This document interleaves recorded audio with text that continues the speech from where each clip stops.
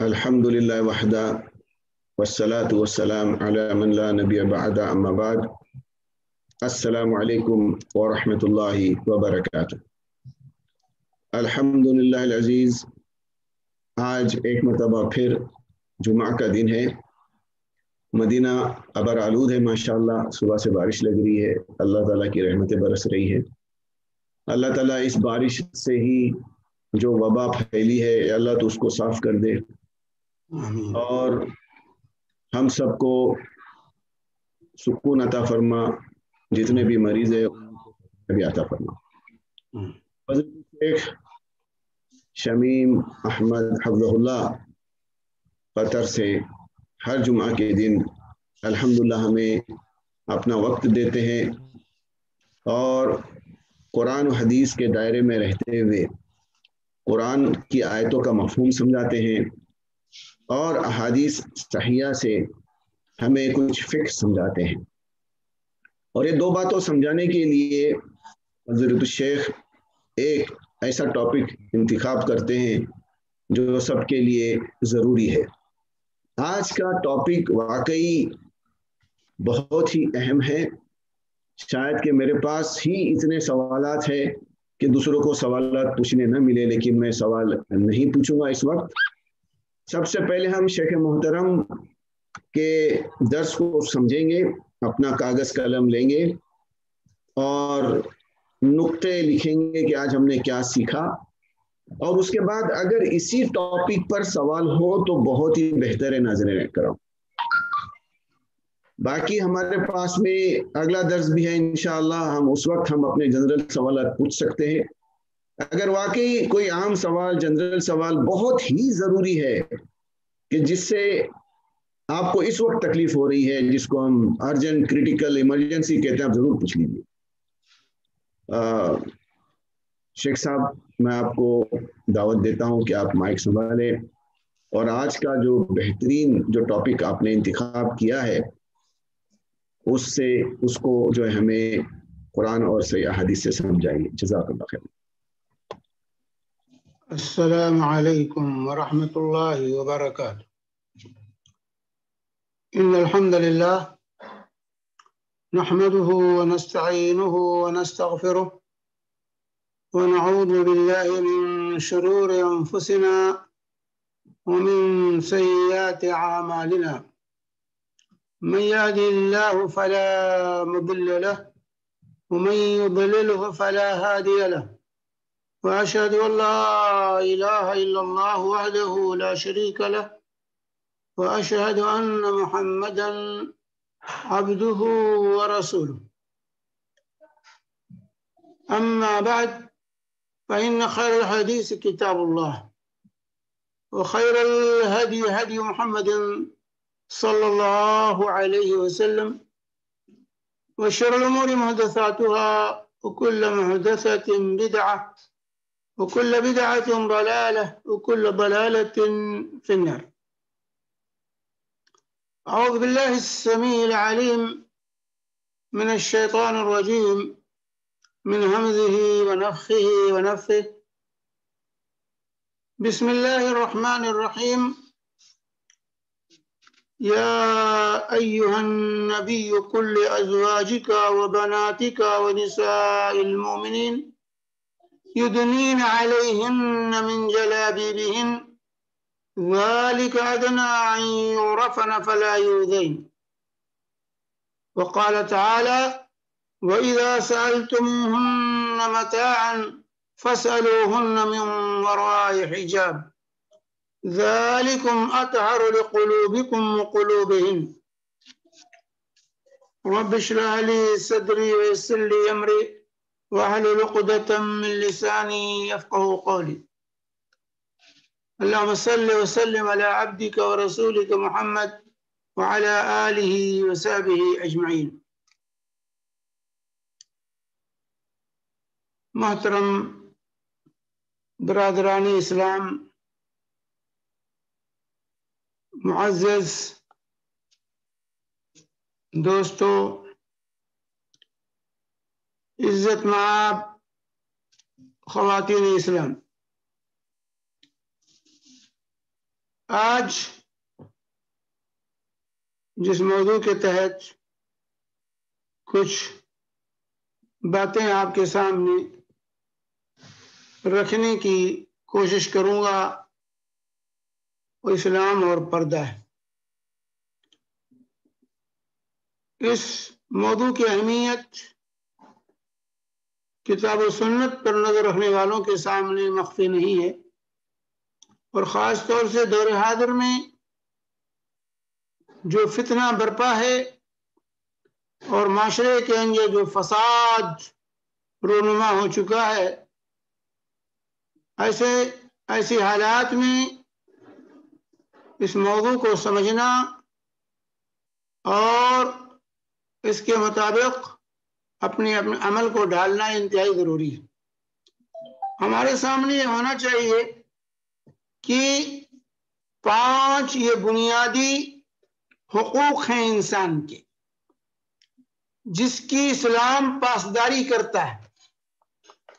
جب کوئی کلمہ پڑھتا ہے، دائرے اسلام میں داخل ہوتا ہے، تو اس کے 5 فطری حقوق کی پاسداری کا، اس کی حفاظت کا اسلام ضمانت دیتا ہے۔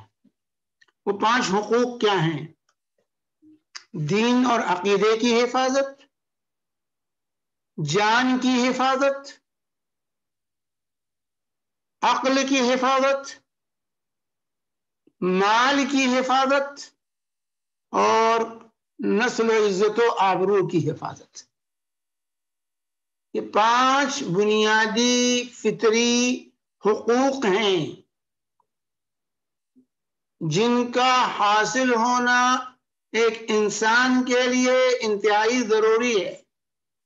آپ اسلامی تعلیمات کا مطالعہ کر جائیں تو آپ کو یہ 5 حقوق کی ضمانت اسلام کے اندر ملے گی۔ دین اور عقیدے کی حفاظت بھی کی ضمانت دیتا ہے اسلام، اسی طرح جان کی حفاظت، مال کی حفاظت، عقل کی حفاظت اور نسل و عزت اور آبرو کی حفاظت۔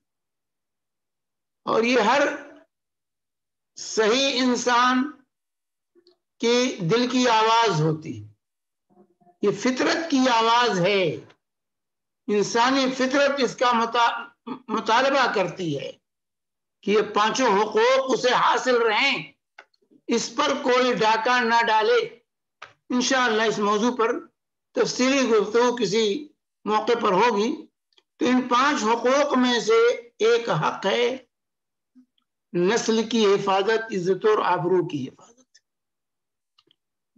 تو اسی لیے اسلام نے انسان کے اس فطری تقاضے کو پورا کرنے کے لیے، فطری حق کو دینے کے لیے اسلام نے پردے کا نظام مقرر کیا ہے، تاکہ ہماری نسلیں محفوظ رہیں، اس نسل کے اندر اختلاط نہ ہو، ہماری عزت اور آبرو محفوظ رہے، ہماری عزتوں پر کوئی ڈاکہ نہ ڈالنے پائے۔ اس لیے اس کی تدابیر شریعت نے مقرر کی ہے کہ کیسے ہم اپنی نسل کی حفاظت کر سکتے ہیں اور کیسے ہم اپنی عزت اور آبرو کی حفاظت کر سکتے ہیں۔ تو ایک منظم اور مکمل نظام شریعت نے مقرر کیا ہے کہ جس کو برت کر ہم اپنی نسل کی، اپنی عزت اور آبرو کی حفاظت کر سکتے ہیں۔ اور یاد رکھیں، عزت انتہائی عزیز چیز ہے۔ اگر انسان کی عزت لٹ گئی تو پھر ایسا انسان پنپتا نہیں۔ تو عزت اور آبرو، نسل انسانی کی حفاظت کی خاطر شریعت نے پردے کے احکامات دیے۔ اور دوسری چیز یہیں پر یہ بھی واضح رہے کہ اللہ تبارک و تعالیٰ نے خواتین کے اندر ایک کشش رکھی. اس کشش، یہ فطری کشش ہے ان کے اندر، جس کی وجہ سے جو ہے رغبت، ایک مرد کی رغبت خواتین کی طرف ہوتی، خواتین کی رغبت مرد کی طرف ہوتی. لیکن مردوں کے ہاں یہ رغبت زیادہ قوی ہوتی ہے عورتوں کے بنسبت، کیونکہ عورتوں کے حرم جو ہے اللہ تعالیٰ نے شرم و حیا کا مادہ بدرجہ اتم رکھا ہے، اس لیے ان کے ہاں اس پر ذرا کنٹرول ہوتا ہے بنسبت مردوں کی. اس لیے اس کشش کی وجہ سے شیطان کو موقع ملتا ہے ان کو جو ہے بھٹکانے کا مردوں کے، اور عورتوں کو بہلانے کا، اور اس طرح سے معاشرے کے اندر جو ہے فتنے رونما ہوتے ہیں زنا کے، اور اس طرح لوگوں کی عزت اور آبرو لوٹتی. اسی لیے اس سلسلے میں اولاً تو شریعت نے ہمیں بتایا کہ خواتین یہ بڑی قیمتی چیز ہے، ان کی حفاظت کی ضرورت. قیمتی چیز کو کوئی سرے بازار لے کے نہیں گھومتا، بلکہ تجیریوں میں بند کرتا ہے، اس کی حفاظت کرتا ہے. چنانچہ اللہ کے نبی صلی اللہ علیہ وسلم نے فرمایا خیر متاع الدنیا المرأة الصالح، دنیا کی سب سے قیمتی پونجی، قیمتی دولت نیک خاتون. لہذا اس قیمتی شے کی حفاظت ضروری. اسی طریقے سے دوسری طرف چونکہ شیطان کو موقع ملتا ہے خواتین کے ذریعے، جو اللہ تعالی نے ان کے اندر کشش رکھی ہے، اس کی وجہ سے لوگوں کی رغبت، مردوں کی رغبت ہوتی ہے، اور پھر شیطان ان کو گمراہ کرتا ہے، اور اس طریقے سے معاشرے کے اندر فتنہ پیدا ہوتا ہے. اس لیے اللہ کے نبی صلی اللہ علیہ وآلہ وسلم نے اس کی طرف متنبہ کرتے ہوئے فرمایا کہ اس سے تمہیں بچنا. چنانچہ ابو سعید خدری رضی اللہ تعالی عنہ کی روایت ہے صحیح مسلم کی کہ ان الدنیا حلوۃ خبرہ وان اللہ مستخلفکم فیہا فناظر کیف تعملون فاتقوا الدنیا واتقوا النساء فإن أول فتنة بني إسرائيل كانت من النساء. کہ دنیا بڑی شیریں، بڑی سرسبز و شاداب اور دیدہ زیب ہے. اللہ تبارک و تعالی تمہیں اس دنیا میں برپا کر رہا ہے، دیکھنا چاہتا ہے کہ تم اس دنیا میں کیا کرتے ہو، اس دنیا کو کیسے برتتے ہو. دنیا تمہیں دے رہا اللہ تمہارا امتحان لینے کے لیے کہ تم اس دنیا میں کو پا کر کے تم کرتے کیا ہو. آیا اس کی رنگینیوں پر ریجھ کر تم اپنی آخرت کو فراموش کر جاتے ہو اور فتنے و فساد کے شکار ہو جاتے ہو، یا اپنے دامن کو بچانے کی کوشش کرتے ہو. پھر حدیث کے اخیر میں اللہ کے نبی صلی اللہ علیہ وسلم فرماتے ہیں فاتقوا الدنیا واتقوا النساء. لہذا تم دنیا سے احتیاط برتنا اور عورتوں سے احتیاط برتنا، کیونکہ دنیا کی محبت میں دنیا کی رنگینیاں انسان کو لبھا لیتی ہیں، اپنی طرف مائل کر لیتی ہیں. یہی طرح خواتین کی کشش اپنی طرف مائل کر لیتی ہے. فإن أول فتنة بني إسرائيل كانت من النساء. کہ بنی اسرائیل کے اندر جو فساد برپا ہوا اس کا آغاز خواتین سے ہوا تھا. خواتین بگڑ گئی تو پوری قوم بگڑ گئی، خواتین بن جائیں تو پوری قوم بن جائے گی. اور اگر خواتین بگڑ جائیں تو پوری قوم بگڑ جاتی ہے۔ عورت کے بناؤ اور بگاڑ کا بہت بڑا اثر ہے۔ اگر عورت اپنے آپ کو سنبھال لے تو اسی کے بطن سے انبیاء، اولیاء، ائمہ، فقہاء اور محدثین جنم لیتے ہیں، اور یہی اگر بگڑ جائے تو اسی کے بطن سے جو ہے فرعون، نمرود، شداد، حامان، قارون اور ناچنے والے، گانے والے، فواحش و منکرات کو برپا کرنے والے پیدا ہوتے۔ تو معاشرے کی سدھار کے لیے، عزت و ناموس کی حفاظت کے لیے عورتوں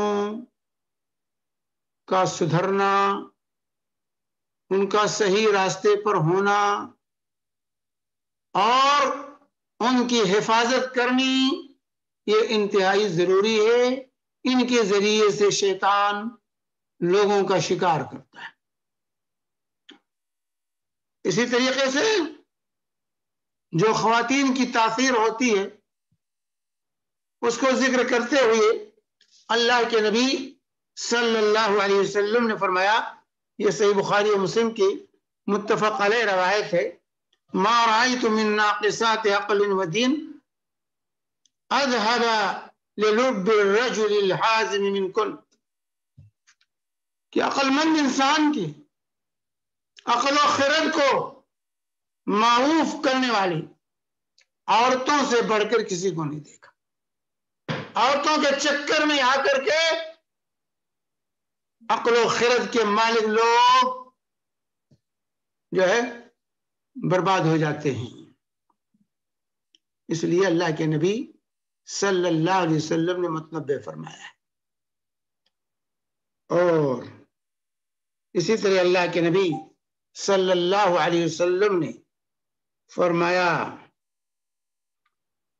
یہ روایت صحیح مسلم کی ہے، اللہ کے اسامہ بن زید رضی اللہ تعالی عنہ روایت کرتے ہیں کہ رسول اللہ سے ما ترکت بعدی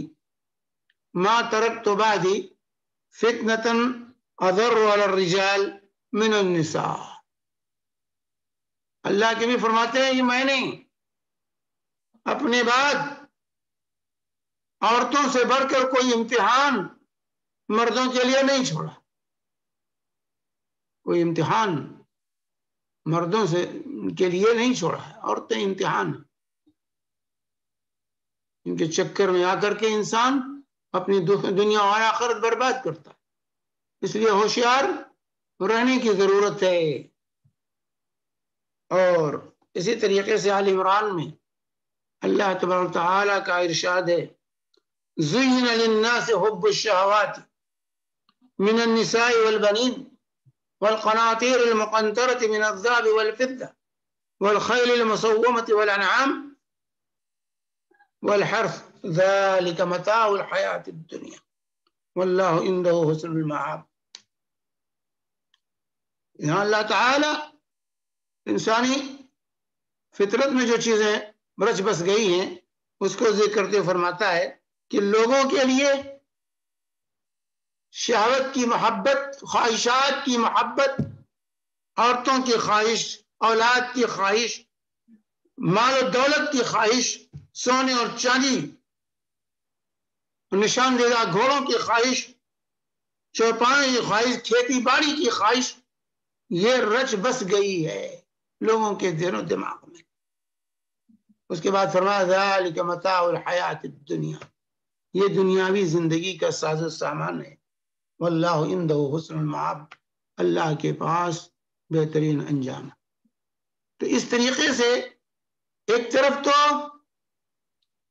عورت ایک قیمتی دولت ہے، اس کی حفاظت ضروری ہے، اور دوسری طرف اللہ رب العالمین نے خواتین کے اندر جو کشش رکھی ہے اور انسان کے اندر جو رغبت رکھتی ہے، میلان رکھا ہے عورتوں کی طرف، جس کو شیطان غلط طریقے سے استعمال کرتا ہے، اس لیے اسلام نے خواتین کے لیے پردہ مقرر کیا ہے۔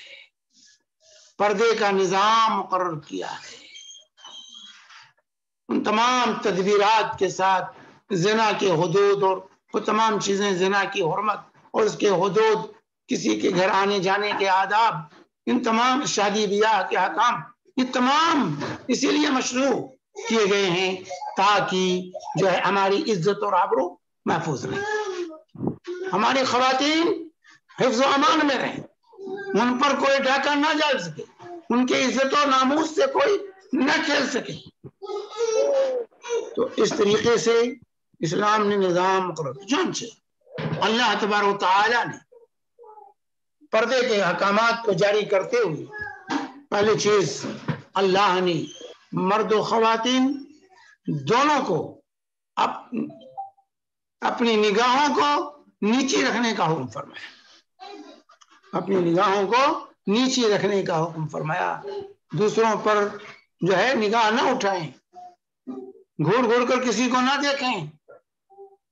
چنانچہ سورہ نور میں اللہ تبارک و تعالی فرماتا ہے آیت نمبر 30 اور 31 کے اندر، قُلْ لِلْمُؤْمِنِينَ يَغُضُّوا مِنْ أَبْصَارِهِمْ وَيَحْفَظُوا فُرُوجَهُمْ ذَلِكَ أَزْكَىٰ لَهُمْ إِنَّ اللَّهَ خَبِيرٌ بِمَا يَصْنَعُونَ وَقُلْ لِلْمُؤْمِنَاتِ يَغْضُضْنَ مِنْ أَبْصَارِهِنَّ وَيَحْفَظْنَ فُرُوجَهُنَّ۔ اللہ تعالیٰ نے فرمایا کہ مومنوں سے کہہ دیجئے نبی کہ اپنی نگاہوں کو نیچی رکھیں اور اپنی شرمگاہوں کی حفاظت کریں، یہی ان کے لیے بہتر ہے۔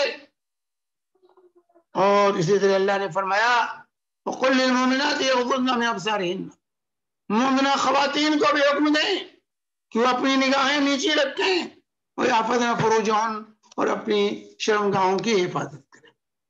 تو مرد و خواتین دونوں کو شریعت نے یہ حکم فرمایا ہے کہ اپنی نگاہیں نیچی رکھیں، مرد عورتوں کو نہ دیکھیں، نہ محرم خواتین پر نظریں نہ دوڑائیں، یہ تو عورتیں نہ محرم مردوں پر نظریں نہ دوڑائیں، اپنی نگاہ نیچی رکھیں، دونوں کو نظر نیچی رکھنے کا شریعت نے ہمیں اور آپ کو حکم فرمایا۔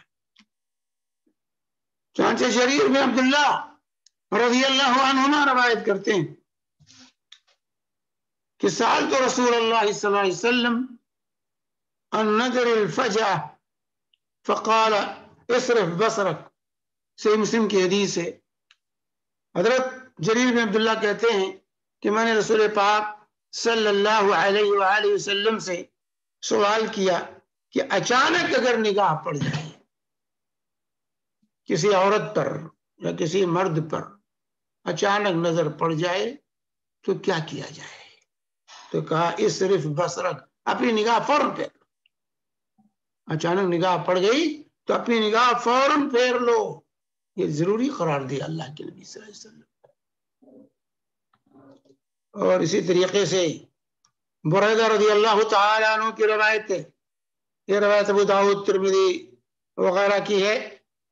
حضرت بریدہ رضی اللہ تعالیٰ عنہ روایت کرتے ہیں کہ رسول اللہ صلی اللہ علیہ وسلم نے حضرت علی رضی اللہ تعالیٰ عنہ سے فرمایا یا علی لا تتبع النظرة النظرة فإن لك الأولى وليست لك الأخرى، اے علی بار بار نگاہیں نہ دوڑاؤ، بار بار نظر نہ ڈالو۔ اچانک جا رہے ہیں کسی عورت پر آپ کی نگاہ پڑ گئی تو اس کا مطلب نہیں آپ دیکھتے ہی رہیے، گھوم گھوم کر دیکھیے۔ عام طور سے مردوں کی عادت ہوتی ہے، عورتوں کی عادت نہیں، مردوں کی عادت ہوتی ہے کہ اگر کوئی عورت نظر آ گئی تو دیکھتے ہی رہ جائیں گے یا بار بار گھوم گھوم کر دیکھتے رہیں گے۔ یہ منع ہے شریعت۔ اللہ کے نبی صلی اللہ علیہ وسلم علی لا تتبع النظرة النظرة، اے علی بار بار مت دیکھو۔ فإن لك الأولى، پہلی نظر اچانک پڑ گئی ٹھیک ہے معفو نہ ہے، وَلَيْسَتْ لَكَ الْأُخْرَى، لیکن دوسری مرتبہ دیکھنا یہ تمہارے لیے جائز نہیں ہے، یہ حق نہیں ہے تمہارا۔ اور اسی طریقے سے نگاہوں پر کس طرح کنٹرول کرنا ہے، حضرت ابو سعید خدری رضی اللہ تعالی عنہ فرماتے ہیں کہ رسول اللہ صلی اللہ علیہ وسلم نے فرمایا ایاکم الجلوس علی الطرقات، لوگوں راستوں میں نہ بیٹھا کرو، اپنی مجلسیں راستوں میں نہ لگاؤ، راستوں میں نہ بیٹھو۔ قالوا یا رسول اللہ ما لنا بد من مجالسنا نتحدث فیہا، یا رسول اللہ ہماری مجلسیں راستوں میں بنی ہوئی ہیں، ہم وہاں بیٹھتے ہیں اور آپس میں مفید گفتگو ہماری چلتی ہے، تو یہ ضروریات میں سے ہمارے ہو گئی ہے۔ تو اللہ کے نبی صلی اللہ علیہ وسلم نے فرمایا دیکھو اذا ابیتم الا الجلوس فی الطرقات فاتوا الطریق حقہ، اگر تمہیں راستے میں بیٹھنا ہی ہے، اس کے بغیر چارہ نہیں ہے، تو سنو راستے کا بھی حق ہے، راستے کا حق ادا کرو۔ قالوا ما حق الطریق یا رسول اللہ، تو صحابہ نے عرض کیا یا رسول اللہ راستے کا کیا حق ہے؟ تو آپ نے فرمایا غض البصر، نگاہیں نیچی رکھنا، نگاہیں نیچی رکھنا یہ راستے کا حق ہے۔ وکف الاذی، تکلیف چیز کو ہٹانا، تکلیف سے لوگوں کو بچانا۔ ورد السلام، سلام کا جواب دینا۔ والامر بالمعروف، بھلائی کا حکم کرنا۔ والنہی عن المنکر، برائی سے روکنا۔ یہ راستے کا حق ہے۔ ہم میں سے ہر فرد سوچے کیا یہ حق ہم ادا کرتے ہیں؟ حق کیا بتایا؟ غض البصر، پہلا حق نگاہیں نیچی رکھو۔ کف الاذی، تکلیف دہ چیز کو ہٹاؤ۔ رد السلام، سلام کا جواب دو۔ والامر بالمعروف، بھلائی کا حکم کرو۔ والنہی عن المنکر، برائی سے روکو۔ یہ صحیح بخاری اور مسلم کی متفق علیہ حدیث ہے۔ اسی طریقے سے شریعت نے کسی نامحرم کو پر نظر دوڑانے کو بھی، اس کو دیکھنے کو بھی زنا قرار دیا ہے۔ کسی نامحرم کو دیکھنا بھی زنا ہے۔ چانچہ حضرت ابو رضی اللہ تعالیٰ عنہ کی روایت ہے، اور یہ روایت متفق علیہ بخاری اور مسلم کی ہے کہ نبی کریم صلی اللہ علیہ وسلم نے فرمایا جو ہے کتب علی ابن آدم حظه من الزنا ادرک لا محالہ فزنا العین النظر، فزنا العین النظر، وزنا اللسان النطق، وزنا الاذنین الاستماع، وزنا الید البطش، وزنا الرجلين الخطى، والنفس تتمنى وتشتهي، والفرج يصدق ذلك او يكذبه۔ اللہ کے نبی صلی اللہ علیہ وسلم فرماتے ہیں کہ جو ہے اللہ تعالی نے لکھ دیا ہے جو ہے زنا کو، اور انسان لا محالہ ایسا کرتا ہے تو آنکھوں کا زنا دیکھنا ہے۔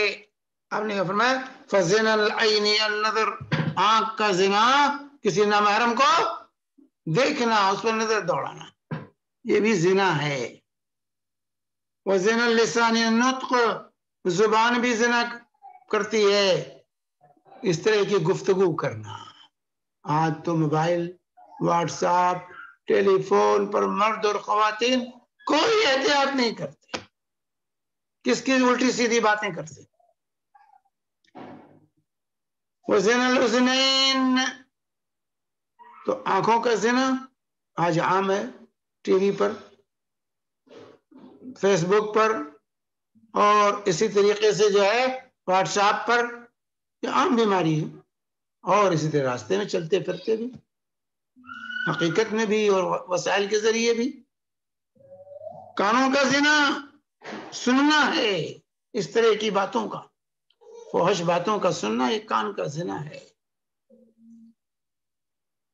اور ہاتھ کا زنا پکڑنا ہے، کسی نامحرم کو ہاتھ لگانا یہ بھی ہاتھ کا زنا ہے. اکشے کھنڈ کرتے ہیں, آج مسافہ کرتے ہیں. یہ ہمارا دوست ہے, شوہر کہتا ہے ہمارا دوست ہے, اس سے مسافہ کرو. ایسے بے غیرت شوہر بھی ہیں, ایسے بے غیرت شوہر ہیں جن کو اپنی بیوی پر بھی غیرت نہیں آتی. بیوی سے کہتے ہیں ہمارے دوست سے مسافہ کرو. اور وزن الرجلین الخطا, اور ایسی جگہوں پر چل کے جانا یہ پیر کا زنا ہے. وہ نفس تتمنا, اور نفس یہ خواہش کرتی ہے, وہ تشتہی, اس کے اندر اشتہا اور خواہش پیدا ہوتی ہے. اور جو ہے اس طرح کی خواہش اور اشتہا کرنا یہ بھی خطرناک معاملہ ہے, یہ نفس کا زنا ہوگا. والفرج یصدق ذلك یکذبہ, شرمگاہ اس کی تصدیق یا تکذیب کر بیٹھتی. آخری مرحلہ شرمگاہ کا ہوتا ہے. یہ زنا کے مراحل ہیں, یہ اسباب زنا ہے, یہ اسباب زنا, ان سے دور رہنا ہے. نگاہ سے شروع ہوتا ہے یہ زنا. نگاہ, زبان, دل, ہاتھ, پیر, یہ سب اس میں شریک ہوتے ہیں. اس لیے ان تمام چیزوں کی طرف اللہ کے نبی صلی اللہ علیہ وسلم نے ان کی نشاندہی کرتے ہوئے ہمیں ان سے بچنے کی یہاں تعلیم دی ہے. اسی طریقے سے اس عزت و ناموس کو محفوظ رکھنے کے لیے اور اس فتنے سے بچنے کے لیے اللہ کے نبی صلی اللہ علیہ وسلم نے یہ پابندی لگائی ہمارے اوپر کہ ہم نامحرم عورتوں کے پاس نہ جایا کریں, ان کے گھروں کو نہ جائیں, وہاں نہ جائیں. اور یہاں تو سیکریٹریہ رکھ کے بیٹھے رہتے ہیں, آپ تو یہ جانے سے منع کر رہے ہیں. یہاں ہمارے دوست, ہمارے بھائی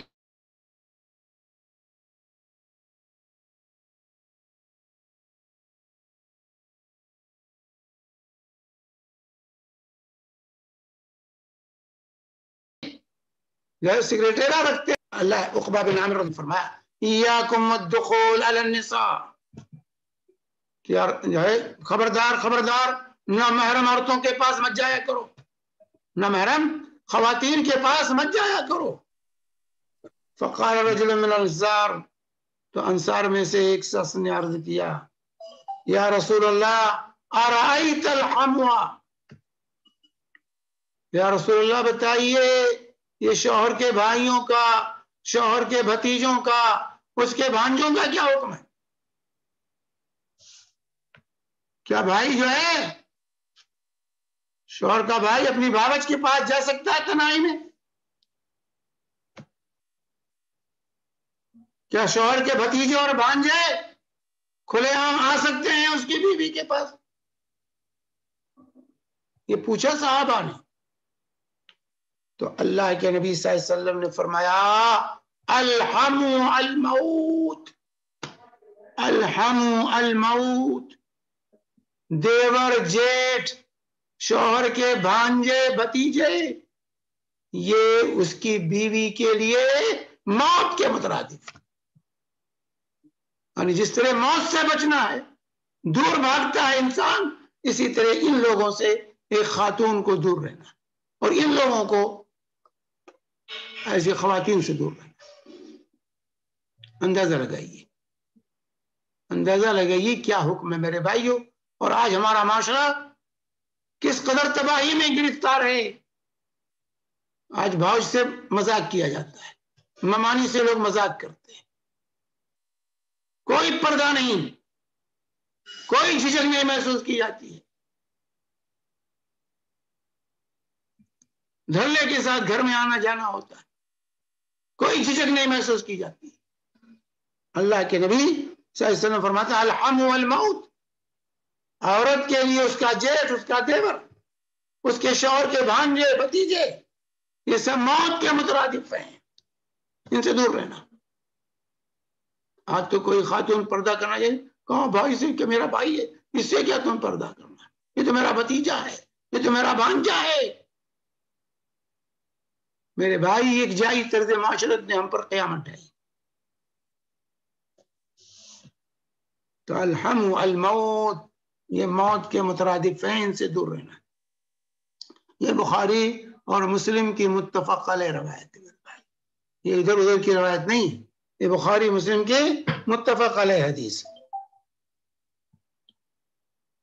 چانچہ ابو رضی اللہ تعالی عنہ روایت کرتے ہیں، صحیح ابن حبان کی روایت ہے کہ رسول اللہ صلی اللہ علیہ وسلم نے فرمایا لا تأذن المرأة في بيت زوجها وهو شاهد الا بإذنه، کہ شوہر کی اجازت کے بغیر عورت کسی کو بھی گھر کے اندر مجلس میں نہیں آنے دے گی کہ مجلس میں آ کے بیٹھ جاؤ.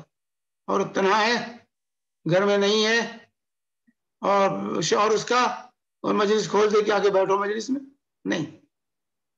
ہاں اس کا شوہر ہے تو آ کے مجلس میں بیٹھے. اور اسی طریقے سے ابن عبداللہ بن عباس رضی اللہ عنہما روایت کرتے ہیں کہ اللہ کے نبی صلی اللہ علیہ وسلم فرمایا لا يدخل رجل على امرأة ولا تسافر الا ومعها ذو محرم، وفي رواية لا يخلون رجل بامرأة الا مع ذي محرم، کہ کوئی شخص تم میں سے کسی اجنبی عورت کے پاس نہ جائے، اس کے گھر نہ جائے، اس کا شوہر نہیں، اس کے گھر مت جاؤ. یہاں تو جا کر کے دوست کی بیوی ہے حال چال معلوم کرنے چلے جاتے ہیں. لا يدخل رجل على امرأة، کوئی مرد کسی عورت اجنبی عورت کے پاس نہ داخل ہو. ولا تسافر، اور کوئی عورت سفر نہ کرے الا ومعها ذو محرم، الا کہ اس کے ساتھ اس کا محرم. عورت کو تنہا سفر کرنے سے روک دیا گیا شریعت میں. یہاں دھڑلے کے ساتھ یہاں سے انڈیا پاکستان اور کہاں کہاں لوگ آتے جاتے، بیوی کو بھیج دیتے جاؤ. عورت کا تنہا سفر کرنا بغیر محرم کے جائز نہیں. ولا تسافر الا ومعها ذو محرم، کوئی عورت بغیر محرم کے سفر نہ کرے. اور اسے فرمایا لا يخلون احدكم بامرأة الا مع ذی محرم، کوئی تم میں سے کسی اجنبی عورت کے ساتھ تنہائی میں نہ ہو الا کہ اس کے ساتھ اس کا محرم. یہ بھی روایت میرے بھائی بخاری اور مسلم کی ہے. اور اللہ کے نبی صلی اللہ علیہ وسلم فرماتے ہیں کیوں روکا گیا خلوت میں تنہائی میں ہونے سے؟ فرمایا لا يخلون احدكم بامرأة فإن الشيطان ثالثهما، جب بھی کوئی مرد کسی اجنبی کی عورت کے ساتھ ہوتا ہے تنہائی میں تو تیسرا وہاں شیطان ہوتا ہے، یاد رکھو. فإن الشيطان ثالثهما، تیسرا وہاں شیطان ہوتا ہے. یہ سنن ترمذی، مسند حاکم، مسند احمد وغیرہ کی صحیح حدیث. تیسرا شیطان رہتا ہے میرے بھائی، بڑے سے بڑے پارسا ہوں تب بھی. تقوی و طہارت یہ کوئی وہ نہیں کہ بھائی مولانا صاحب ہیں، یہ تو پیر صاحب ہیں. یہاں تو مریدنے پیر کے پیر دباتی ہیں تنہائی میں. کیا کیا فتنے ہوتے ہیں وہ اللہ ہی بہتر جانے. کوئی اجنبی مرد کے ساتھ، نہ محرم مرد کے ساتھ عورت تنہائی میں نہیں بیٹھ سکتی، نہیں ہو سکتی. تنہا عورت بغیر محرم کے سفر نہیں کر سکتی. یہ پردے کے احکامات، یہ عزت و ناموس کی حفاظت کے تدابیر شریعت نے بتائے کہ ہم اگر اپنی عزت و ناموس کی حفاظت کرنا چاہتے ہیں، اس کی اگر قدر ہے ہمارے یہاں، تو ان اصولوں کو اپنانا ہوگا. تو عورت جو ہے بغیر محرم کے، چانچہ اللہ کے نبی صلی اللہ علیہ وسلم فرماتے ہیں لا يحل لامرأة تؤمن بالله واليوم الآخر، جو عورت اللہ یوم آخرت پر ایمان رکھتی ہے اس کے لیے یہ ان تسافر، کہ وہ سفر کرے الا ومعها ابوها او اخوها او زوجها او ابنها، اللہ کہ اس کے ساتھ اس کا باپ ہو یا اس کا بھائی ہو، اس کا شوہر ہو یا اس کا بیٹا ہو، یا اس کا کوئی محرم رشتہ دار. یہ بھی صحیح مسلم کی حدیث ہے میرے بھائی. تو بہرحال عورت کو تنہا سفر کرنے سے بھی شریعت نے روک رکھا ہے، گرچہ اس پر ہماری مائیں بہنیں عمل نہیں کرتی ہیں، گنہگار ہوتی. یہ معصیت، تنہا سفر کرنا معصیت اور گناہ. اسی طریقے سے شریعت نے خواتین کو اجنبی مردوں سے پردے کا حکم دیا، پردے کا حکم دیا. اپنی زینت کے اظہار سے روکا، اپنے آپ کو ان کے سامنے ظاہر نہیں کر سکتی. اللہ تعالیٰ نے سورہ نور آیت نمبر 31 میں فرمایا وَلَا يُبْدِينَ زِينَتَهُنَّ إِلَّا مَا ظَهَرَ مِنْهَا وَلْيَضْرِبْنَ بِخُمُرِهِنَّ عَلَى جُيُوبِهِنَّ وَلَا يُبْدِينَ زِينَتَهُنَّ إِلَّا لِبُعُولَتِهِنَّ أَوْ آبَائِهِنَّ أَوْ آبَاءِ بُعُولَتِهِنَّ أَوْ أَبْنَائِهِنَّ وَأَبْنَاءِ بُعُولَتِهِنَّ أَوْ إِخْوَانِهِنَّ أَوْ بَنِي إِخْوَانِهِنَّ أو بني أخواتهن أو نسائهن أو ما ملكت أيمانهن أو التابعين غير أولي الإربة من الرجال أو الطفل الذين لم يظهروا على عورات النساء ولا يضربن بأرجلهن ليعلم ما يخفين من زينتهن. اللہ تعالیٰ پردے کا حکم دیتے ہوئے فرما رہا ہے کہ خواتین اپنی زینت کا اظہار نہ کریں اللہ کی جو خود بخود ظاہر ہو جائے، اور اپنے خمار کو، اپنے دوپٹوں کو اپنے سینوں پر ڈالے رکھیں اور اپنی زینت کو ظاہر نہ کریں مگر اپنے شوہروں کے لیے، اپنے باپ کے لیے، اپنے بھائی کے سامنے، اپنے بیٹوں کے سامنے اور اپنے سسر کے سامنے اور اپنے بھائیوں کے سامنے یا اپنے بھائیوں کی بیٹوں کے سامنے یا بہنوں کے بیٹوں کے سامنے اور یا اپنی جیسی خواتین کے سامنے یا اپنے لوڈی غلام کے سامنے اور اسی طرح سے ان لوگوں کے سامنے جو تابع ہیں، انتہائی بوڑھے ہیں یا پاگل ہیں، ان کے اندر جو ہے شہوت نہیں پائی جاتی، شہوت نہیں پائی جاتی. اور الطفل الذین لم یظہروا علی عورات النساء، یا وہ جو ہے بچے جو ابھی عورتوں کے رازوں پہ مطلع نہیں ہوئے ہیں، عورتوں کی باتیں نہیں جانتے، ان بچوں کے سامنے.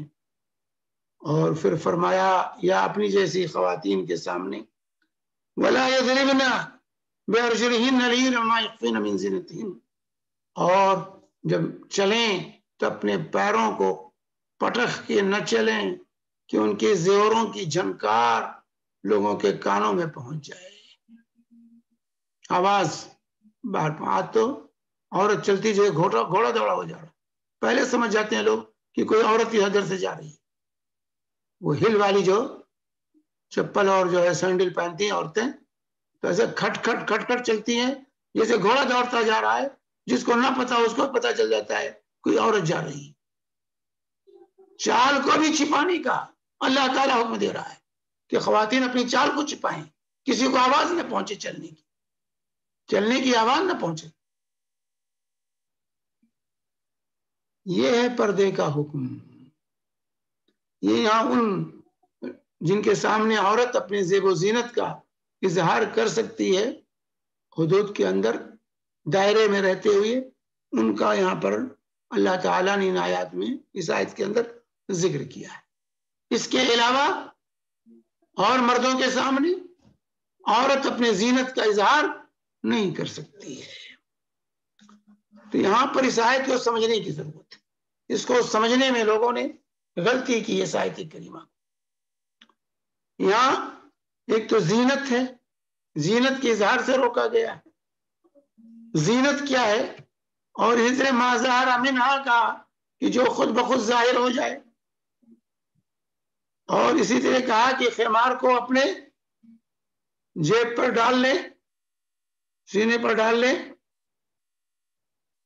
اور جو ہے اسی طریقے سے جو ہے کون سے لوگ ہیں جو عورت کی زینت پر مطلع ہو سکتے ہیں، ان کا ذکر ہوا اس آیت میں.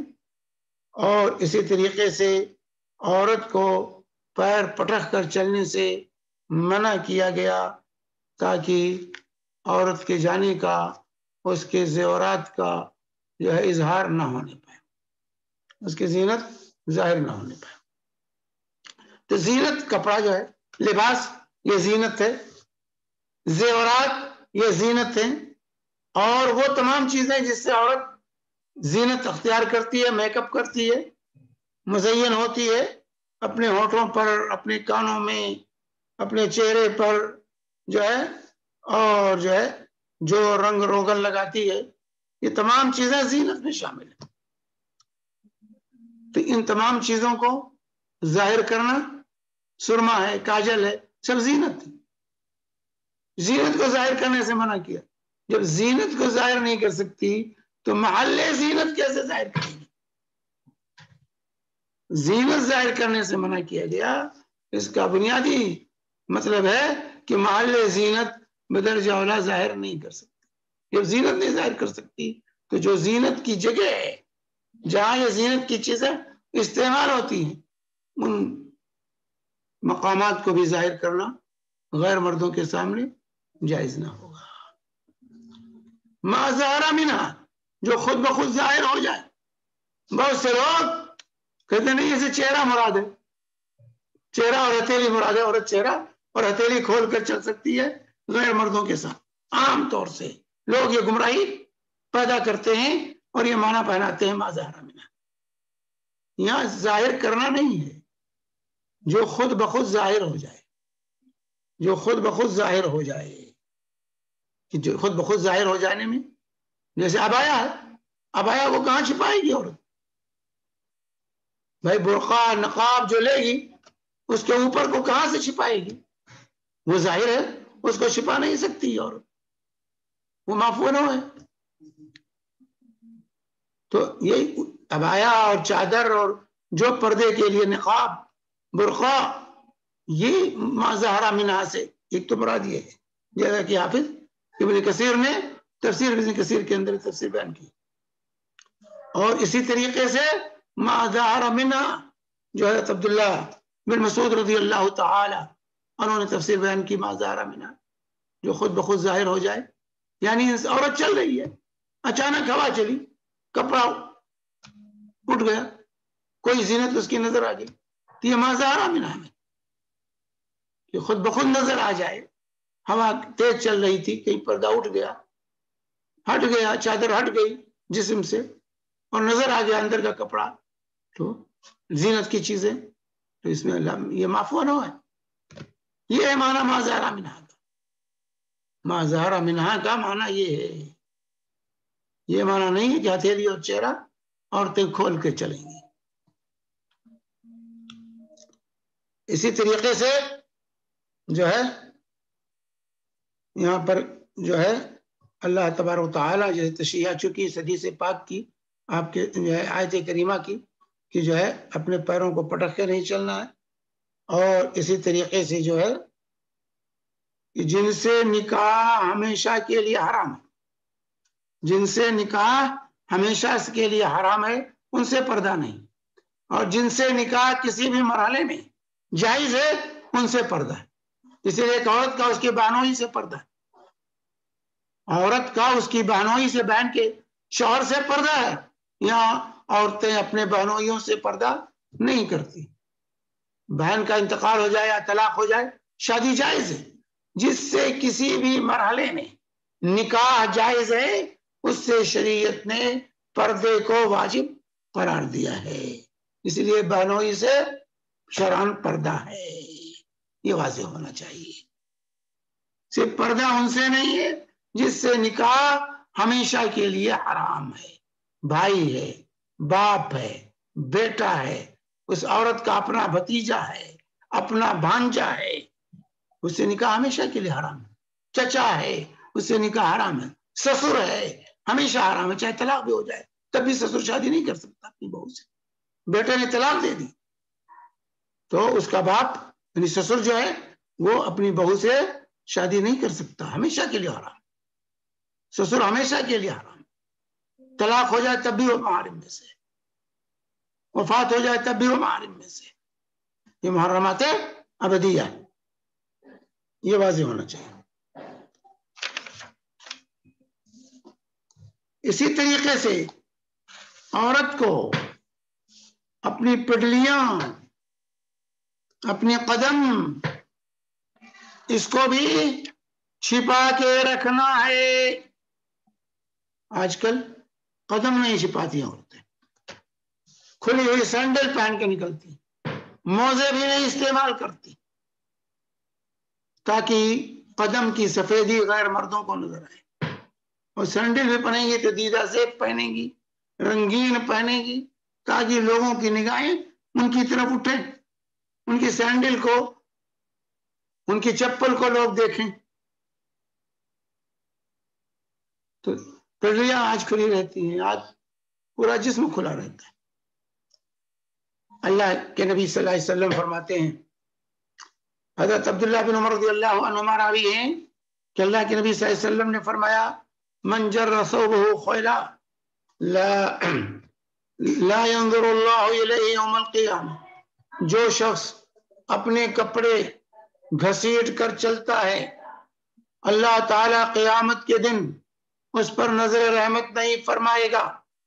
جب یہ بات نبی کریم صلی اللہ علیہ وسلم نے فرمائی تو ام سلمہ رضی اللہ تعالی عنہا نے سوال کیا، یا رسول اللہ کیف تصنع النساء بذویلہن، عورتیں اپنے پائنچوں کو کتنا رکھیں، عورتیں اپنے پائنچے کتنے لمبے رکھیں، ان کو بھی ٹخنے سے نیچے رکھنے کا حق نہیں ہے۔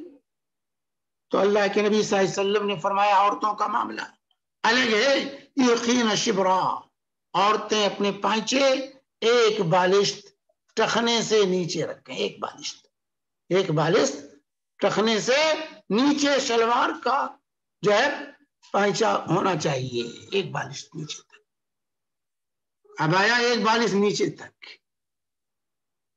جو ہے میکسی ایک بالشت نیچے تک، تاکہ زمین میں گھسٹ کر عورت کا کپڑا چلے، زمین میں گھسٹ کر چلے۔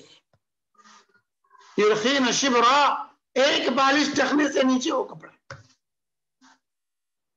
یہ سن کر ام المومنین ام سلمہ رضی اللہ تعالی عنہ نے عرض کیا، رسول اللہ اذن تنکشف اقدامہن، اگر ایک ہی بالش نیچے رکھیں گی تب تو ان کے قدم نظر آ جائیں گے۔ دیکھیے صحابیات کا فہم دیکھیے، امہات المومنین کا فہم و فراست دیکھیے، کہتی ہیں یا رسول اللہ اگر ہمیں ایک ہی بالش اپنے کپڑے ٹخنے سے نیچے رکھنے کی اجازت ہے تو جو ہم چلیں گے، قدم اٹھائیں گے، ہمارے قدم نظر آ جائیں گے۔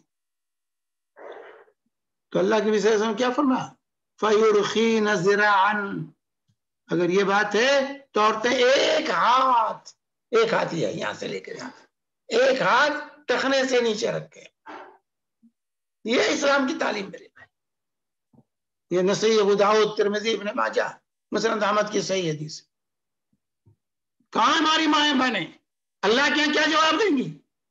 جو اپنے ٹخنے کھول کر، اپنی پنڈلیاں کھول کر کے چلتی ہیں باہر،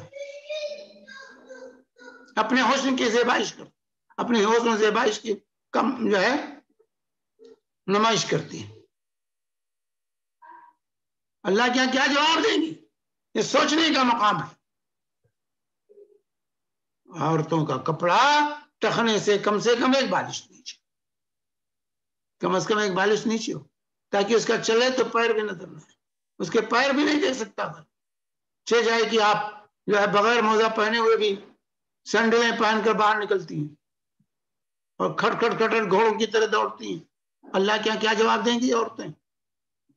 اور اس کے بعد جو ہم شکایت کرتے بھائی مسلمان آج ذلیل ہو رہا ہے، رسوا ہو رہا ہے، فلاں مار رہا ہے، فلاں مار رہا ہے، یہ ہماری کرتوت ہیں، یہی ہمارے اعمال ہیں، ہماری یہی بے حیائی ہے، ہماری یہ عریانیت ہے جس کا جو ہے مظاہرہ کر رہے ہیں۔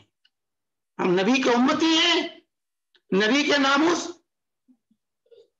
کہ اگر ہمیں درد ہے، اگر کسی نے کارٹون بنا دیا تو پورا کوہرام مچا دیتے ہیں، اور یہ ہم یہ کیا کر رہے ہیں؟ نبی کے ناموس پر جو مٹی ڈال رہے ہیں، نبی کے دین کو مٹا رہے ہیں اپنے اس کرتوت اور ان اعمال کی وجہ سے، اس عریانیت کی وجہ سے جس کا آج مسلمان مظاہرہ کر رہا ہے، ہماری مائیں اور بہنیں جس کا مظاہرہ کر رہی ہیں۔ اللہ کے نبی کو کیا جواب دیں گے؟ اللہ کے نبی کو کیا جواب دیں گے قیامت کے دن میدان محشر میں؟ جب نبی کا سامنا ہوگا تو ہماری یہ مائیں اور بہنیں اللہ کو کیا، اللہ کے نبی صلی اللہ علیہ وسلم کو کیا جواب دیں گی کہ آپ کا کلمہ پڑھتی تھی، آپ سے محبت کا دعویٰ کرتی تھی، لیکن ہمارے کرتوت اور اعمال سب نبی کی محبت کے خلاف چل رہے ہیں، کہنے کے باوجود، سمجھانے کے باوجود نہیں۔ لباس جو آج ہمارے یہاں استعمال ہو رہا ہے، لباس جو استعمال ہو رہا ہے، صنفان من اہل النار لم ارہما، اللہ کے نبی صلی اللہ علیہ وسلم نے فرمایا تھا 2 طرح کے جہنمیوں کو میں نے نہیں دیکھا ہے، رجال بأیدیہم سیاف یضربون بها الناس، ایک تو وہ مرد ظالم و جابر جو لوگوں کی پٹائی کریں گے، حق ناحق ماریں گے، ستائیں گے، وَنِسَاءٌ كَاسِيَاتٌ عَارِيَاتٌ مُمِيلَاتٌ مَائِلَاتٌ رُؤُوسُهُنَّ كَأَسْنِمَةِ الْبُخْتِ الْمَائِلَةِ لَا يَدْخُلْنَ الْجَنَّةَ وَلَا يَجِدْنَ رِيحًا وَإِنَّ الرِّيحَ لَيُوجَدُ مِن مَّسِيرَةِ كَذَا وَكَذَا۔ ایک وہ خواتین جو پہنے ہوئے ننگی ہوں، یعنی جسم پر لباس ہوگا جس کے باوجود وہ ننگی ہوں گی، یعنی لباس اتنا باریک پہنے گی کہ جسم جھلک رہا ہوگا، یا اتنا چست پہنے گی کہ جسم کے نشیب و فراز اتار و چڑھاؤ نمایاں ہوں گے، یا بعض حصے پر کپڑا ہوگا اور بعض حصے ننگے ہوں گے۔ یہ تینوں طرح کی عریانیت آج ہمارے یہاں موجود ہے، مسلم خواتین کے اندر، دوسری قوموں کو چھوڑ دیے، آج مسلم خواتین کے اندر یہ تینوں عریانیت موجود ہے۔ اتنا باریک پہنتی ہیں کہ جسم جھلک رہا ہوتا ہے، یا اتنا تنگ پہنتی ہیں کہ نشیب و فراز اتار چڑھاؤ آگا پیچھا سینہ سب نمایاں ہوتا ہے، حتیٰ کہ آج نقاب جو اوڑھتی ہیں، جو برقع جو پہنتی ہیں، وہ بھی پردے کے حکم سے باہر ہے۔ اتنا چست نقاب پہنیں گی، اتنا چست برقع سنائیں گی، اور پھر اس پر نقش و نگار بنائیں گی تاکہ ویسے ہی نگاہ اٹھے لوگوں کی۔ بھائی برقع و نقاب ہے پردے کے لیے، نمائش کے لیے نہیں ہے۔ تو اللہ یہ فرماتے ہیں کہ ایسی عورتیں جو پہنے ہوئے ننگی ہوں۔ آج تو کیا کیا پینٹ شرٹ کیا کیا چل گیا ہے، عورتیں بھی پینٹ پہنتی ہیں، جی جینس پہنیں گی۔ بھائی باپ کے سامنے ایک عورت سینہ تان کے کیسے جا سکتی ہے؟ بیٹے سے شرم نہیں آتی؟ بھائی سے شرم نہیں آتی؟ باپ سے شرم نہیں آتی؟ کیا جینس پہنتی ہیں باپ کے سامنے، بیٹے کے سامنے، بھائی کے سامنے؟ مر جانا چاہیے ایسی عورتوں کو ڈوب کر پانی، چلو بھر پانی کے اندر۔ گھر میں صرف شوہر نہیں رہتا، باپ بھی رہتا ہے، بھائی بھی رہتا ہے، وہ بھی جوان ہے، بیٹا بھی ہوتا ہے، وہ بھی جوان ہے، اس کے بھی جذبات ہیں۔ آج کتنے حالات ہو رہے ہیں میرے بھائیوں، بہنوں کے ساتھ، بیٹیوں کے ساتھ، آج کتنی برائیاں ہو رہی ہیں ہمارے معاشرے میں۔ آج بہن محفوظ نہیں، بھائی محفوظ نہیں، ان تمام چیزوں کا اثر ہے اس میں، ان لباس کا بہت بڑا دخل ہے اس میں کہ آج بہن بھائی کا رشتہ مخدوش ہو گیا، باپ بیٹی کا رشتہ مخدوش ہو گیا ہے اسی عریانیت کی وجہ سے۔ تو خواتین کو اپنے جسم کی حفاظت کرنی ہے، اپنے پورے جسم کو چھپانا ہے۔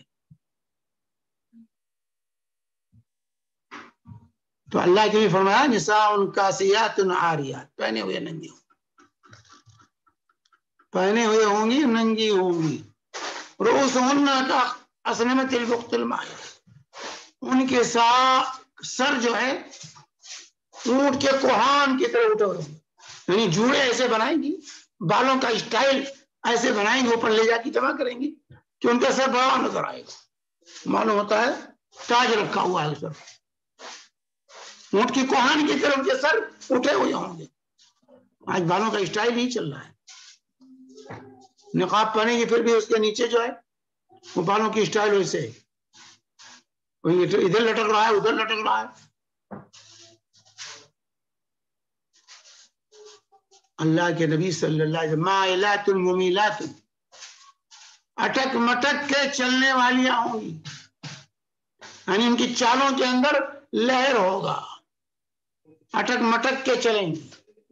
یہ اونڑی ایڑی کی جو چپل اور جوتیاں عورتیں پہنتی ہیں، اس سے چال میں لہر پیدا ہوتی ہے. یاد رکھیں، سینہ آگے نکل آتا ہے اور پیچھے کا حصہ پیچھے نکل آتا ہے، سرین پیچھے نکل آتی ہے، سینہ آگے نکل آتا ہے اور تمائل پیدا ہوتا ہے چال کے اندر. یہ مائلات ممیلات کی تفسیر ہے. ایسی ایڑیوں والے چپل جوتے عورتوں کو پہننا جائز نہیں ہے.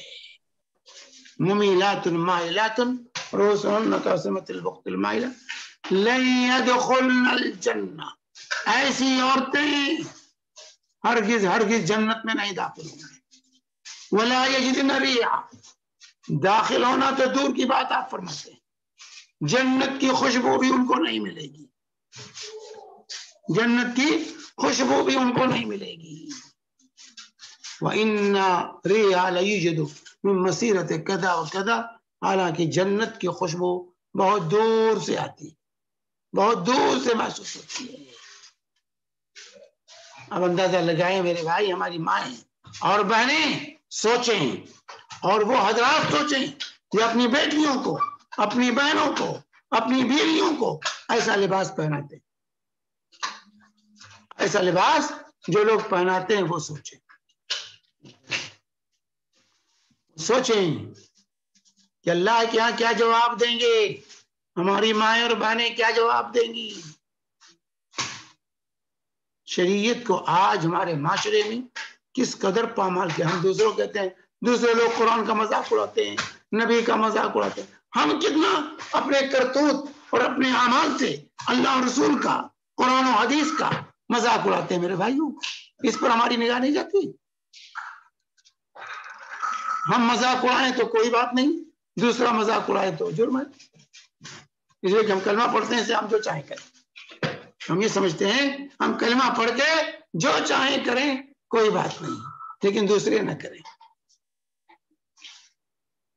تو میرے بھائی آج ہم روزانہ ان اپنے پیروں کے نیچے اللہ اور اللہ کے رسول کے فرامین کو روزانہ رونتے ہیں، کچلتے ہیں، جانتے بوجھتے اللہ اور رسول کی مخالفت پر ہم کمر بستہ ہیں. پھر بھی ہمیں شکایت ہے کہ مسلمان ذلیل ہے،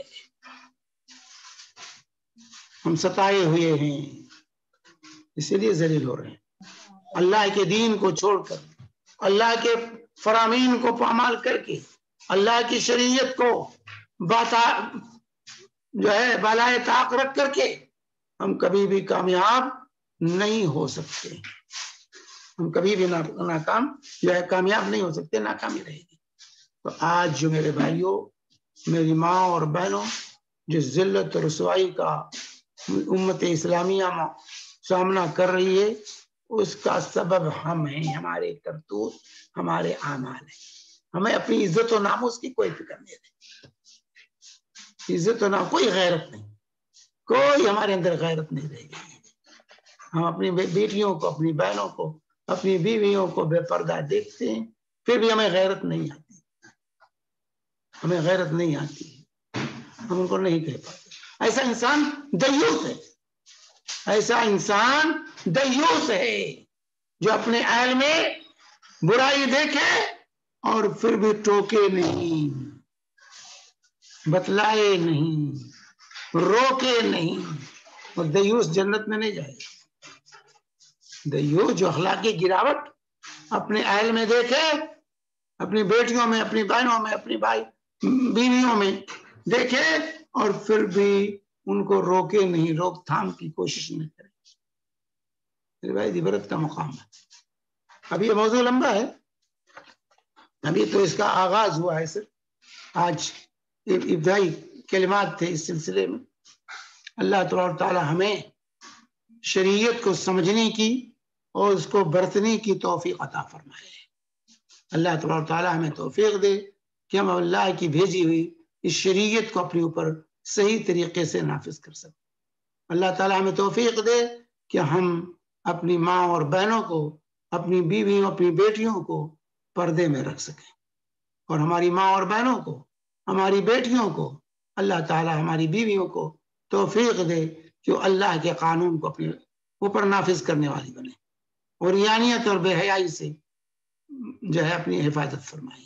آپ اپنی حفاظت نہیں کریں گی تو دوسرے آپ کی حفاظت نہیں کریں. شیطان لگا ہوا تانگ جھانک، شیطان لگا ہوا تانگ جھانک، شیطان لگا ہوا ہے. اس لیے ہمیشہ شیطان سے بچنے کی کوشش کریں. اللہ تعالی ہم سب کو اس کی توفیق عطا فرمائے. انشاءاللہ مزید تفصیل آئندہ آپ کے سامنے آئے گی. اللہ تبارک تعالی سے دعا ہے کہ رب العالمین ہمیں کہنے سے پہلے کرنے کی توفیق عطا فرمائے. وصلی اللہ علی نبینا محمد وعلی آلہ وصحبہ وسلم وجزاکم اللہ خیر. جزاک اللہ خیر شیخ. حسب معمول انشاءاللہ سوالات کا سلسلہ سٹارٹ ہوگا. جیسے مجیب بھائی نے شروع میں کہا تھا کہ سوالات پہلے ٹاپک سے ریلیٹڈ ہوں تو بیٹر ہے، اور مجیب بھائی خود کے پاس کافی سوالات ہیں، لیکن کافی سوالات مجھے یہ لگ رہے ہیں کہ انشاءاللہ وہ کور ہوں گے، کیونکہ شیخ کا یہ دروس سلسلہ وار چڑھنے والا ہے، تو کافی سوالات کی جواب آپ کو مل جائیں گے ان دروسوں میں. تو آپ کنٹینیو سے اٹینڈ کریں تو آپ کو پتہ چلے گا. تو میں مجیب بھائی کو بلاتا ہوں کہ اگر ان کے پاس سوال ہیں، یا پھر ادھر جو آلریڈی زوم پہ جو لوگ ہیں، اگر آپ کے پاس سوال ہیں تو پلیز اپنا ہاتھ ریز کریں تاکہ آپ کو موقع دیا جائے. السلام علیکم ورحمۃ اللہ وبرکاتہ. جزاکم اللہ خیر. اللہ تعالیٰ آپ کو جزاک خیر دے. آپ نے ایک بہترین عنوان کے اوپر تقریباً سارے باتوں کو آپ نے کور کیا ہے، اور خاص کر آج کل کا جو ماحول ہے میڈیا کا اس کو بھی کور کیا ہے. لیکن اسی میں سے تھوڑا میں کچھ سوالات لکھے ہوئے ہیں میرے پاس، میں وہ پڑھتا ہوں، پھر آپ مناسب اس کا جواب دیجیے گا انشاءاللہ. جب بھی کوئی حلال حرام شرک بدعت کی بات ایسے لوگوں سے کی جاتی ہے جو اس میں ملوث ہے، فوراً کہتے ہیں اللہ غفور الرحیم ہے. اگر آپ نے میوزک کی بات کری تو کہتا اللہ غفور الرحیم ہے. آپ نے پردے کی بات کری تو کہتا اللہ غفور الرحیم ہے. جیسے آپ نے شوہر کو کہا کہ شوہر اپنے بیوی کو لے کر، یا باپ اپنے بیٹی کو لے کر، یا اس طریقے سے بھائی اپنے بہن کو لے کر، ہے نا، یا بیٹا اپنی ماں کو لے کر، جو بھی رشتہ ہو، جب ان کو ہم کہتے ہیں تم ایسا مت کرو، کہتے ہیں اللہ غفور الرحیم ہے. اللہ تعالیٰ واقعی غفور الرحیم ہے. شیخ سوال ایسا ہے کہ آپ نے ابھی اس کو کہا ہے کہ غیر مرد اگر اس عورت کا شوہر ساتھ ہے تو وہ مل سکتے ہیں، اس کو واضح کرنا ہے. میں اپنی ساری باتیں کہہ دیتا ہوں جو لکھی ہوئی ہے. غیر مرد یعنی نامحرم عورت کے ساتھ تصویریں نکالتا ہے، اس کا سبب تجارت بتاتا ہے، اس کا سبب تجارت بتاتا ہے، اس کا سبب سماج کی اصلاح بتاتا ہے. اب وہ غیر مرد مولانا بھی ہوتا ہے، حقیقی مولانا ہوتا ہے، حافظ قاری، اور کبھی کبھی صرف داڑھی والا مولانا ہوتا ہے، یعنی حقیقی علم نہیں ہوتا اس کے پاس. مسلمان عورتیں بذات خود تصویریں نکالتی ہیں، یعنی مسلمان عورتوں کی بات چل رہی ہے. ان کا سوال یہ رہتا ہے کہ ہمیں تجارت کے لیے بہت ضروری ہے، سماجی سدھار کے لیے بہت ضروری ہے، ہم نے یہ کام کیا وہ کام کیا، ہم کو بتانا بہت ضروری ہے. پھر فوراً سوال آتا ہے پھر یہ جو ہم تمہاری بیوی کی، تمہاری بہن کی، تمہاری فلانے کی پاسپورٹ پہ تصویر کیسے نکال دیے اور ہم کو سمجھانے آئے؟ کالج ہو یا کوئی تعلیمات کا ایجوکیشنل شہادہ سرٹیفکیٹ لینا ہو، تب بڑی بڑی لڑکیاں 10ویں 12ویں کی لڑکیاں چھوٹی نہیں ہوتی، بڑی ہوتی ہیں، اور صرف لڑکیاں نہیں، ان کے ساتھ اپنی امی بھی پہنچ جاتی ہے، ان کی پتہ نہیں اور کوئی بھی پہنچ جاتی ہے، اور غیر مردوں کے ساتھ میں بالکل چپک کر تصویریں لیتی ہیں شہادہ لیتے وقت۔ عورتوں کو کام کرنے کی اجازت، اللہ تعالیٰ ہدایت دے۔ آمین شیخ۔ میں دو باتیں لکھی ہوئی ہیں ساری، میں وہی پڑھ رہا ہوں۔ عورتوں کو کام کرنے کی اجازت تو ہے، لیکن کون سی باتوں کا خیال رکھنا چاہیے؟ یہ تو ابھی ہو گیا کہ شوہر خود اپنی بیوی کے ساتھ تصویر نکال کر سوشل میڈیا پر دکھاتا ہے، بلکہ وہ داڑھی بھی رکھتا ہے، اس کو علم بھی ہے، اپنے آپ کو دانشور بھی کہتا ہے، ادیب بھی کہتا ہے، ادیبہ بھی رہتی ہے ادیب اور ادیبہ دونوں جو ہے نا سوشل میڈیا پہ جاتے ہیں، اور صرف غیر محرم نہیں بلکہ غیر مسلم کے ہاتھوں سے پتہ نہیں گلے میں ہار اور پتہ نہیں کیا کیا ڈلواتی ہے۔ شیخ یہ ساری باتیں ہیں، اس کا آپ قرآن و سنت سے مشورہ بھی دیجیے اور ہمیں نصیحت اللہ تبارک تعالیٰ ہدایت دے۔ جتنی باتیں میرے بھائی آپ نے ذکر کی ہیں سب یہ منکرات، شوہر کے ساتھ جو بات ہے کہ اگر محرم کے ساتھ ہے تو مل سکتا ہے، ملنے کا مطلب کیا ہے؟ ملنے کا مطلب کہ بے پردہ مل سکتا ہے، عورت پردے میں رہے اور اس کے ساتھ اس کا محرم ہے تو آ جائے، گھر پہ آ گیا اس کا شوہر موجود ہے، اور یہ جو ہے کہ تنہائی میں تنہا نہ ہو عورت، تو ایسی صورت میں یہ نہیں کہ عورت بے پردہ رہے، عورت پردے کے ساتھ ہے، اس کا شوہر ہے، مثال کے طور پر ایک گاڑی ہے، جا رہا ہے، اس کا شوہر ہے، شوہر اپنی بیوی کو لے کے جا رہا ہے، کوئی ساتھی مل گیا کہ بھائی مجھے بھی ذرا ڈرائیو کر دو، تو آگے کی سیٹ میں بیٹھا کر اس کو اگر ڈرائیو کر دیتا ہے، پیچھے بیوی پردے کے ساتھ بیٹھی ہوئی ہے، تو اس میں حرج نہیں، اس میں کیونکہ اس کا شوہر موجود ہے، اس کا محافظ موجود ہے، اور وہ پردے کے ساتھ ہے۔ یہ نہیں بے پردہ عورت بیٹھی رہے تو عورت دوسرے کو بیٹھا کر لے کے جائے اس میں، تو یہ مطلب ہے جو ہے کہ شوہر کے ساتھ یا محرم کے ساتھ ہے تو کوئی بات نہیں ہے، یہ مطلب نہیں بے پردہ، یہ مطلب بھی نہیں ہے کہ اس کے ساتھ وہ فوٹو نکلوائے۔ کل مصور فی النار، اول تو یہ واضح ہونا چاہیے، ہر تصویر کھینچنے والا جہنم میں جائے، کھینچوانے والا کھینچنے والے سب اپنے آپ کو جہنم میں لے جانے والے۔ تصویر جو پاسپورٹ کی ہے ایسے جو اس کے بغیر کوئی چارہ نہیں، آپ مجبور ہیں، اب پاسپورٹ کی تصویر کھنچانے پر آپ مجبور ہیں، امتحان کی تصویر کھنچانے پر آپ مجبور ہیں، تو اس میں جو قانون بنانے والے ہیں وہ مجرم ہیں، اور جن لوگوں نے جو عمل کرنے والے ہیں ایسی ضرورت اگر ہے تو وہ مجرم نہیں ہے۔ ہماری ماں اور بہنوں کو ملیشیا کی اس عورت کے بے مثال جو انڈونیشیا ملیشیا کا بھی واقعہ پیش آیا ہے کہ مقابل مسابقہ ہو رہا تھا، سر عام مسابقہ ہو رہا تھا، اس میں کتنے ملین جو ہے 20 ملین شاید جو ہے ملیشیا کی انڈونیشیا کی شاید تھا، یہ 20 ملین کا انعام تھا، 20 ملین کا انعام تھا، صرف یہ تھا کہ تم نقاب اتار دو، نقاب اتارنا شرط ہے تب اس مقابلے میں تم حصہ لے سکتی ہو۔ اسٹیج پر پہنچ کر اس عورت نے انکار کر دیا کہ سب کچھ ہو سکتا ہے، یہ نہیں ہو سکتا، میں اپنا نقاب نہیں اتار سکتی ہوں تمہارے سامنے، مقابلہ چھوڑ سکتی ہوں لیکن نقاب نہیں اتار سکتی ہوں۔ اس کے اندر سبق ہے، عبرت ہے مسلم خواتین کے لیے۔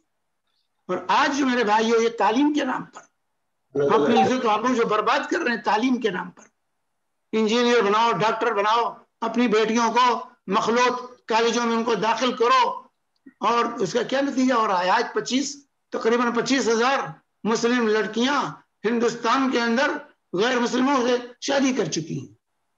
اس کا ذمہ دار کون ہوگا؟ ماں باپ ذمہ دار ہوں گے جو اپنی بیٹیوں کو دنیاوی تعلیم کے لیے اپنی عزت اور آبرو کو لٹا رہے ہیں۔ کیا عورت کو انجینئر اور ڈاکٹر بنانا ضروری ہے؟ اسلام نے اس پر مجبور کیا ہے، عورت کو دینی تعلیم دیجیے، اس کا اصل کام وقرن فی بیوتکن، انشاءاللہ آئندہ تفصیلات آئیں گی، اپنے گھروں میں قرار پکڑو، اس کے اگر مملکت گھر ہے، اس کی بادشاہت اس کے گھر میں ہے، بازار میں، کالج میں، یونیورسٹی میں نہیں ہے۔ یہ تعلیم کے نام پر جو آج ہم اپنی عزت اور آبرو برباد کر رہے ہیں، اور ہماری بیٹیاں، ہماری مائیں ہماری جو ہے بہنیں جو ہے غیر مسلموں کے پاس جا رہی ہیں، اللہ کے ہم کیا منہ دکھائیں گے؟ تو کہیں ڈاکٹر بننا ضروری بھائی عورتوں کے علاج کے لیے. ارے بھائی عورتوں کے علاج کرنے میں بہت سی عورتیں ہیں علاج کرنے والی. تمہاری بیٹی نہیں ہے کہ اپنی عزت گنوا کر کے تم جو ہے ڈاکٹر بنا اپنی بیٹی کو، اپنی عزت گنوا کر کے اپنی بیٹی کو انجینئر بنا. جائے گی لڑکوں کے ساتھ رہے گی، کالج میں بیٹھے گی، کیا کرے گی؟ وہ محفوظ رہے گی؟ کون ذمہ دار ہوگا؟ ماں باپ ذمہ دار ہوں گے، بھائی ذمہ دار ہوں گے. تو اس کے کہہ کر اس کا فوٹو کھینچانا اور بھائی تعلیمی ضرورت ہے، یہ ضرورت ہے، یہ سب عذر لنگ ہے، یہ سب عذر. دیکھیے عورتوں کو اللہ تعالیٰ نے کمانے سے بے نیاز کر دیا ہے. جب تک باپ زندہ ہے باپ ذمہ دار ہے، شادی ہو گئی شوہر ذمہ دار ہے، باپ نہیں ہے بھائی ذمہ دار ہے، شوہر وفات ہو گئی بیٹا ذمہ دار ہے. عورتوں کو اسلام نے کمانے سے بے نیاز کر دیا، کمانے کھانے کی اس کی فکر نہیں ہے. مردوں کو ڈیوٹی لگائی ہے، جب تک بیٹی ہے باپ کما کے کھلائے، بہن ہے تو بھائی کما کے کھلائے، بیوی ہے تو شوہر کما کے کھلائے. ایسے شوہروں پر تف ہے کہ جو اپنی بیویوں کی کمائی کھاتے ہیں، بیوی کو مجبور کرتے ہیں نوکری کرنے پر. ایسے شوہروں پر تف ہے. افسوس ہے، شوہر کا کام ہے کمائے اور اپنے بیوی بچوں کی پرورش کرے. جب ماں بن گئی تو بیٹا ذمہ دار ہے، شوہر نہیں ہے تو بیٹا ذمہ دار ہے. یہ ذمہ داری لگائی ہے شریعت نے. تو اب یہ کمانے کے چکر میں کہ بیٹی ڈاکٹر بن جائے گی، انجینئر بن جائے گی، اور اس کا دوسرا ایک تو نقصان یہ عزت اور ناموس جا رہی ہے. ہمارے گھروں کا نظام درہم برہم ہو گیا ہے. میاں بیوی کے تعلقات، بیٹی جب کمانے لگتی ہے بیوی تو وہ شوہر پر حکومت کرنا شروع کر دیتی ہے. اس لیے ایسی کبھی اگر سکون سے رہنا ہے تو کبھی بھی ایسی لڑکی سے شادی نہیں کرنی چاہیے جو کمانے والی ہے. اگر سکون سے رہنا ہے تو ایسی عورت سے شادی کیجیے، ایسی لڑکی سے شادی کیجیے جو کمانے والی نہ ہو، تو سکون سے رہیں گے. ورنہ وہ آپ پر حکومت کرے گی، جب وہ کمانے لگے گی آپ کے قبضے میں نہیں رہے گی. ہمارے معاشرے کا نظام اس کی وجہ سے بگڑ رہا ہے. تو عورتوں کو انجینئر ڈاکٹر یہ دنیاوی تعلیم دلانا ہی سرے سے غلط ہے، سرے سے غلط ہے. یہ اس سے بے حیائی پیدا ہوتی ہے، اس سے جو ہے بے رحمی ہمارے معاشرے کے اندر آ رہی ہے. میاں بیوی کے تعلقات خراب ہو رہے ہیں، اس کے مفاصل جو ہیں اس کے منافع سے کہیں زیادہ. اللہ تبارک تعالی ہم سب کو ہدایت دے.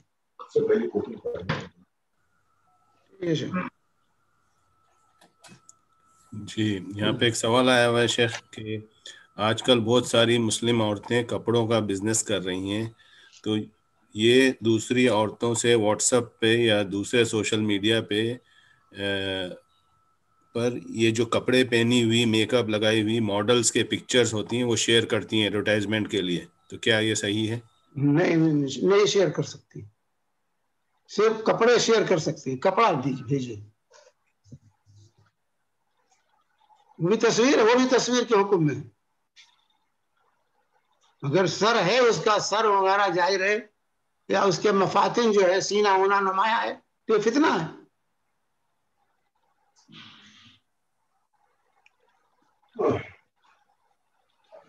شیخ یہاں نہیں پہ جائز ہے. آپ کپڑے نمائش کیجیے، کپڑے کو نمائش کیجیے، کوئی بات نہیں، لیکن کپڑے کے ساتھ جو ہے انسانی جسم کی نمائش ہو یہ جائز نہیں.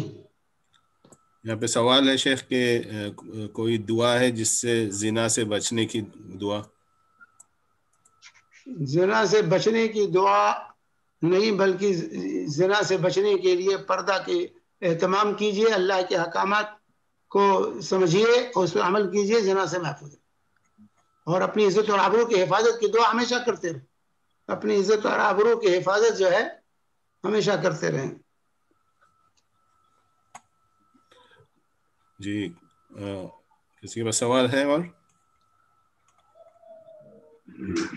اور اسے وہی ہے کہ جو صبح شام کے اذکار ہیں دعا کے سلسلے میں، صبح شام کے جو اذکار ہیں ہر طرح کی اذیت سے بچاؤ کا یہ ذریعہ، ہر طرح کی اذیت سے.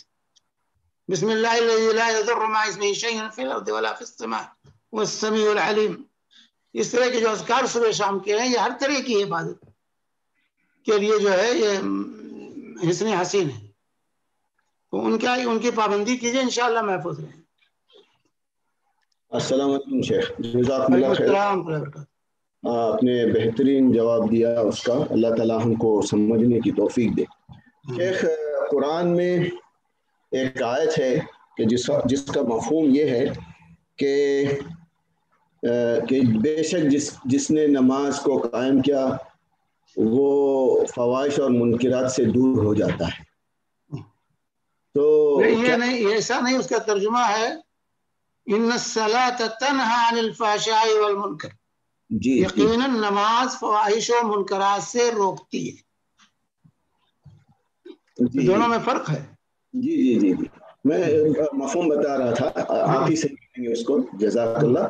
تو کیا ہم ایسا سمجھیں کہ جو بھی کہتا ہے کہ میں 5 وقت کی نماز تو پڑھتا ہوں، میں اللہ رسول کے اوپر ایمان تو رکھتا ہوں، لیکن میوزک حرام کچھ بھی نہیں، میرا کچھ اسپورٹس کا کام ہوگا تو ضرور میں میوزک کو بجاؤں گا، وہ بھی کولی ڈانس، اور ایسا ہی کچھ بھی فنکشن ہوگا تو ضرور میں جو ہے نا وہ عورتوں کو بھی دکھاؤں گا، اور دھڑلے سے یہ کرتے، تو کیا ہم ایسا سمجھیں کہ ان کو یہ فواحش اور منکرات سے نہیں روکتی، یا ان کی نماز ہی ٹھیک نہیں ہو رہی ہے؟ یہ سب کے لیے عام ہے، اور آج کا ٹاپک تو ہے عورتوں کے لیے، پردہ تو مرد کے لیے آپ نے کہا کہ اپنا چہرہ فوراً نیچے کر دو، لیکن مرد احباب کا بھی چہرہ عورتوں کے جیسا ہے، تو اس کی کچھ رہنمائی کیجیے۔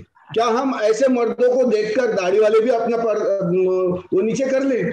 مجھے بہت شرم آ رہی ہے پوچھنے کے لیے۔ ہاں میرے بھائی دیکھیے، جہاں تک معاملہ ہے، ہر روز ہمارا اٹھنا بیٹھنا کھانا پینا ایسے ہی مردوں کے ساتھ ہوتا ہے جو مسلمان ہیں، اور ہم کو بہت تکلیف ہوتی ہے، ہم کہتے بھی ہیں ان کو کہ داڑھی رکھو، لیکن ہم کو بہت تکلیف ہوتی ہے۔ دیکھیے، پہلی چیز ان الصلاۃ تنہی عن الفحشاء والمنکر، نماز فواحش و منکرات سے روکتی ہے۔ اب نماز پڑھنے کے باوجود اگر فواحش و منکرات سے انسان نہیں رکتا ہے، اس میں ملوث ہے، تو اس کا مطلب ہے کہ اس کی نماز قبولیت سے ہمکنار نہیں ہوئی۔ قبولیت عمل کی شرائط میں نے اس سے پہلے بیان کی ہے۔ اگر عمل قبول ہوتا ہے تو اس کا ایک اجر ملتا ہے، اور دوسرے اس کے آثار انسان کی زندگی میں نمایاں ہوتے ہیں۔ اب اگر آثار اس کے نمایاں نہیں ہو رہے ہیں تو اس کا مطلب کہ عمل کی قبولیت میں خلل ہے۔ عمل قبول ہوتا تو اس کے آثار مترتب ہوتے۔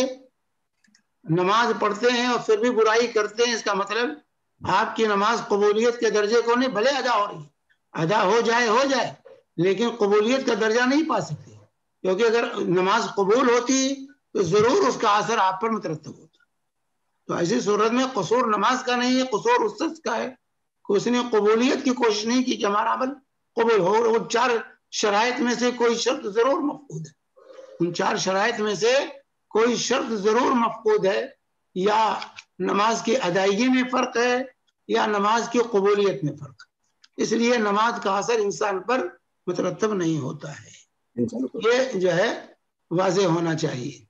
اور دوسری چیز کیا پوچھی آپ نے؟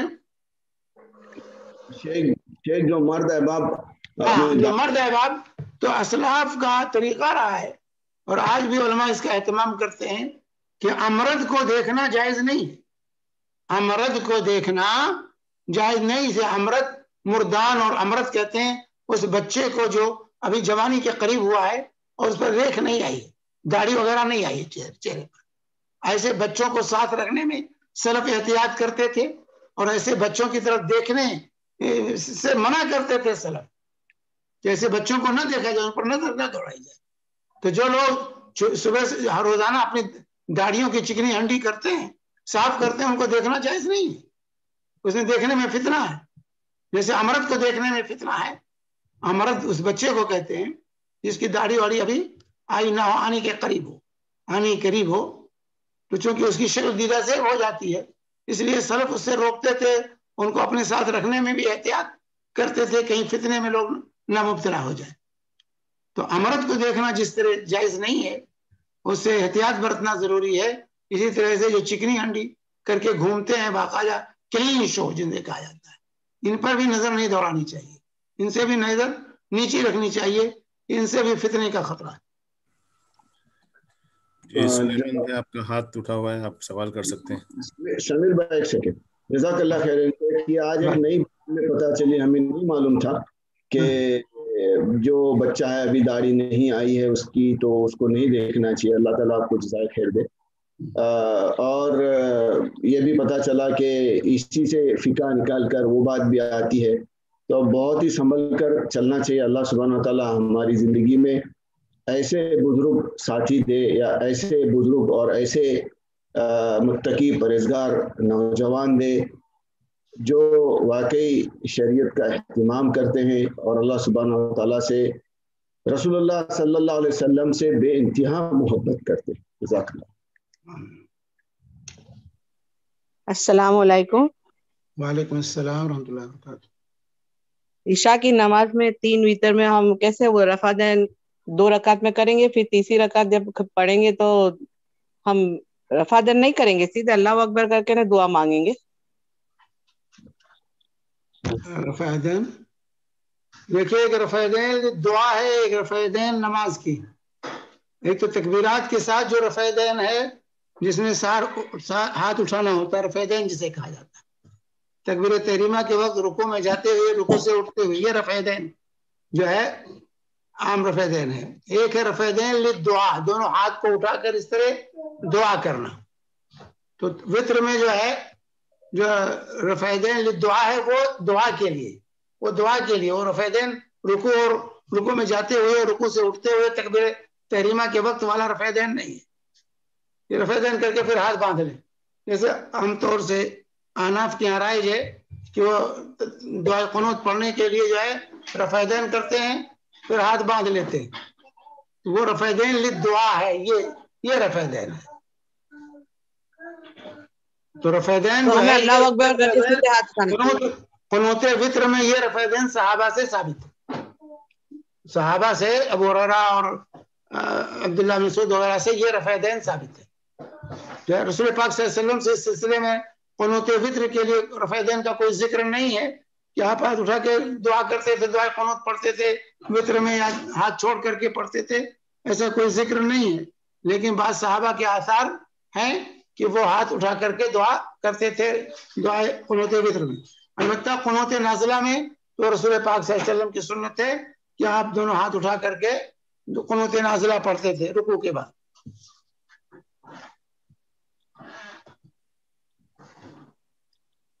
جی شیخ، وہ جو اس سے پہلے جو دعا کا جو کہہ رہے تھے زنا کے، یہ دعا ثابت ہے کہ کوئی اللہم فلنا گہلن والوبا والربا والزنا والزلزلال والمحن والسوء الفتن من الدہر منہا وما بطن. ما ظہر منہا وما بطن، کیا دعا ہے؟ اللہم فلانا گہلا، ایکچولی انگلش میں ہے وہ، تو پڑھنے میں تھوڑا سا یہ ہو رہا ہے، والوبا والربا والزنا والزلزلہ والمحن وسوء الفتن ما دہر منہا وما بطن. واللہ عالم، یہ دیکھنا پڑے گا مجھے.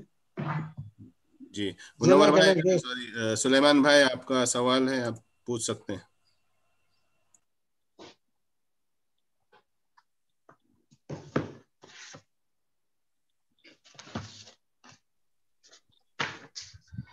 السلام علیکم مولانا. وعلیکم السلام ورحمۃ اللہ وبرکاتہ.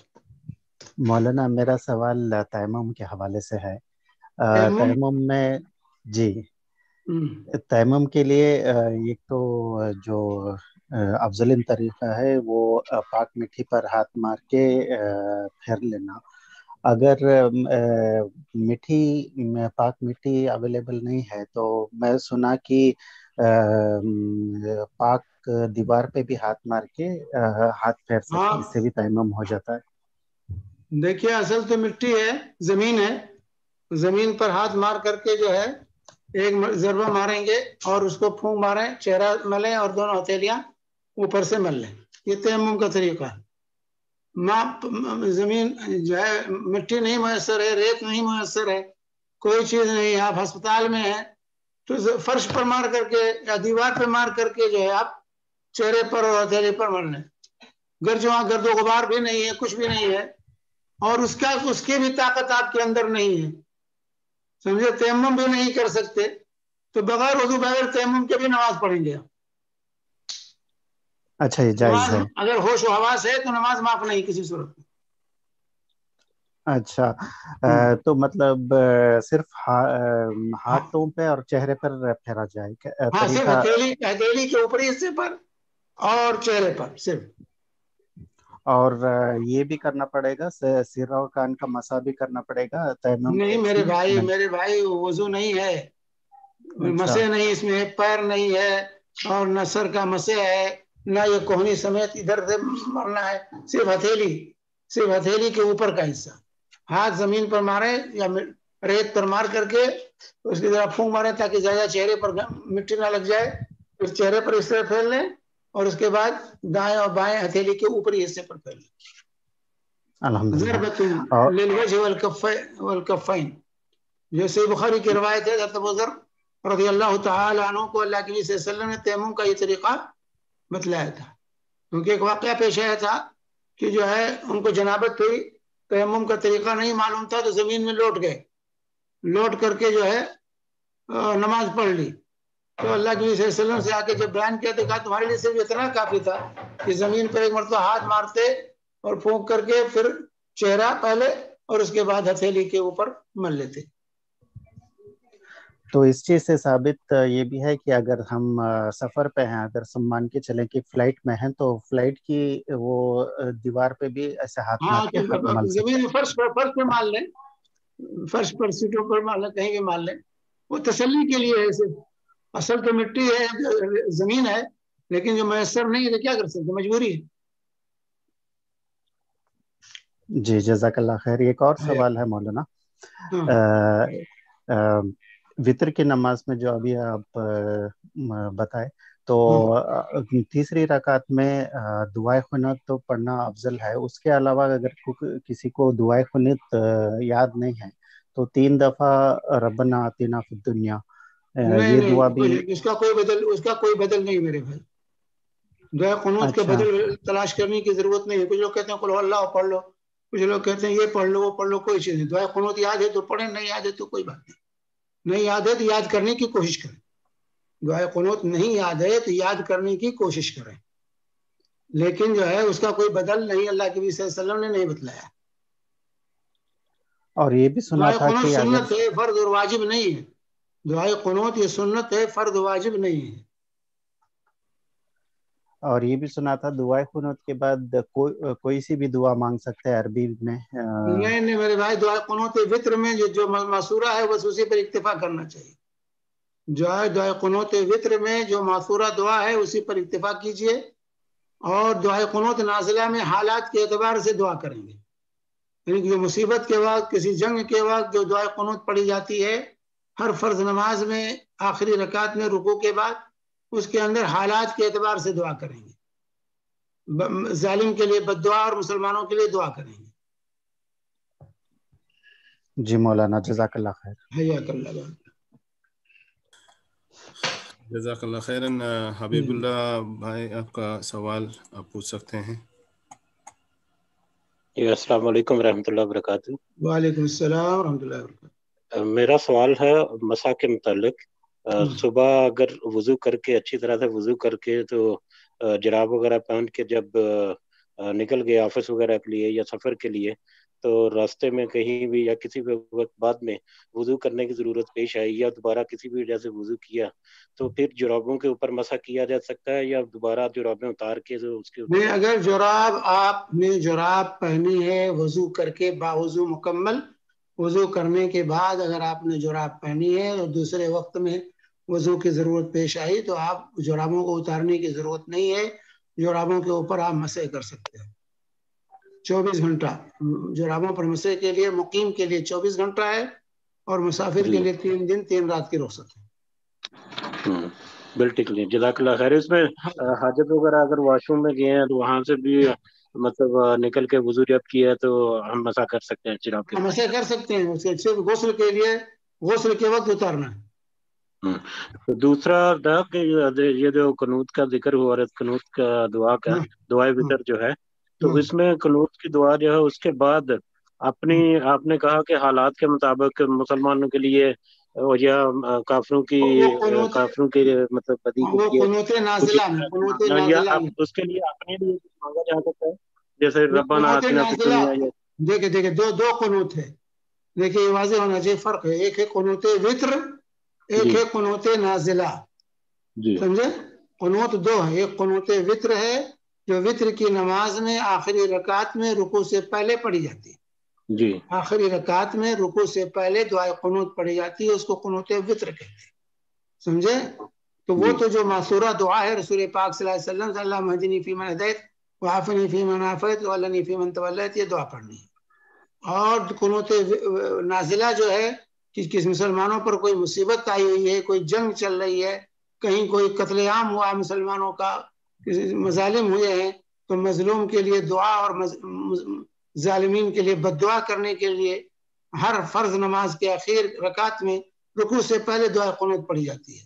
اسے قنوت نازلہ کہتے ہیں کہ مصیبت نازل ہوئی ہے اس لیے قنوت پڑھتے ہیں. تو وہ رکوع کے بعد ہے اور فرض نماز کے اخیر رکعت میں رکوع کے بعد اس کو پڑھنا ہے، اور وہاں دعا حالات کے اعتبار سے ہوگی. مسلمانوں کے لیے دعا کریں گے اور کفار مشرکین ظالموں کے لیے بد دعا کریں گے.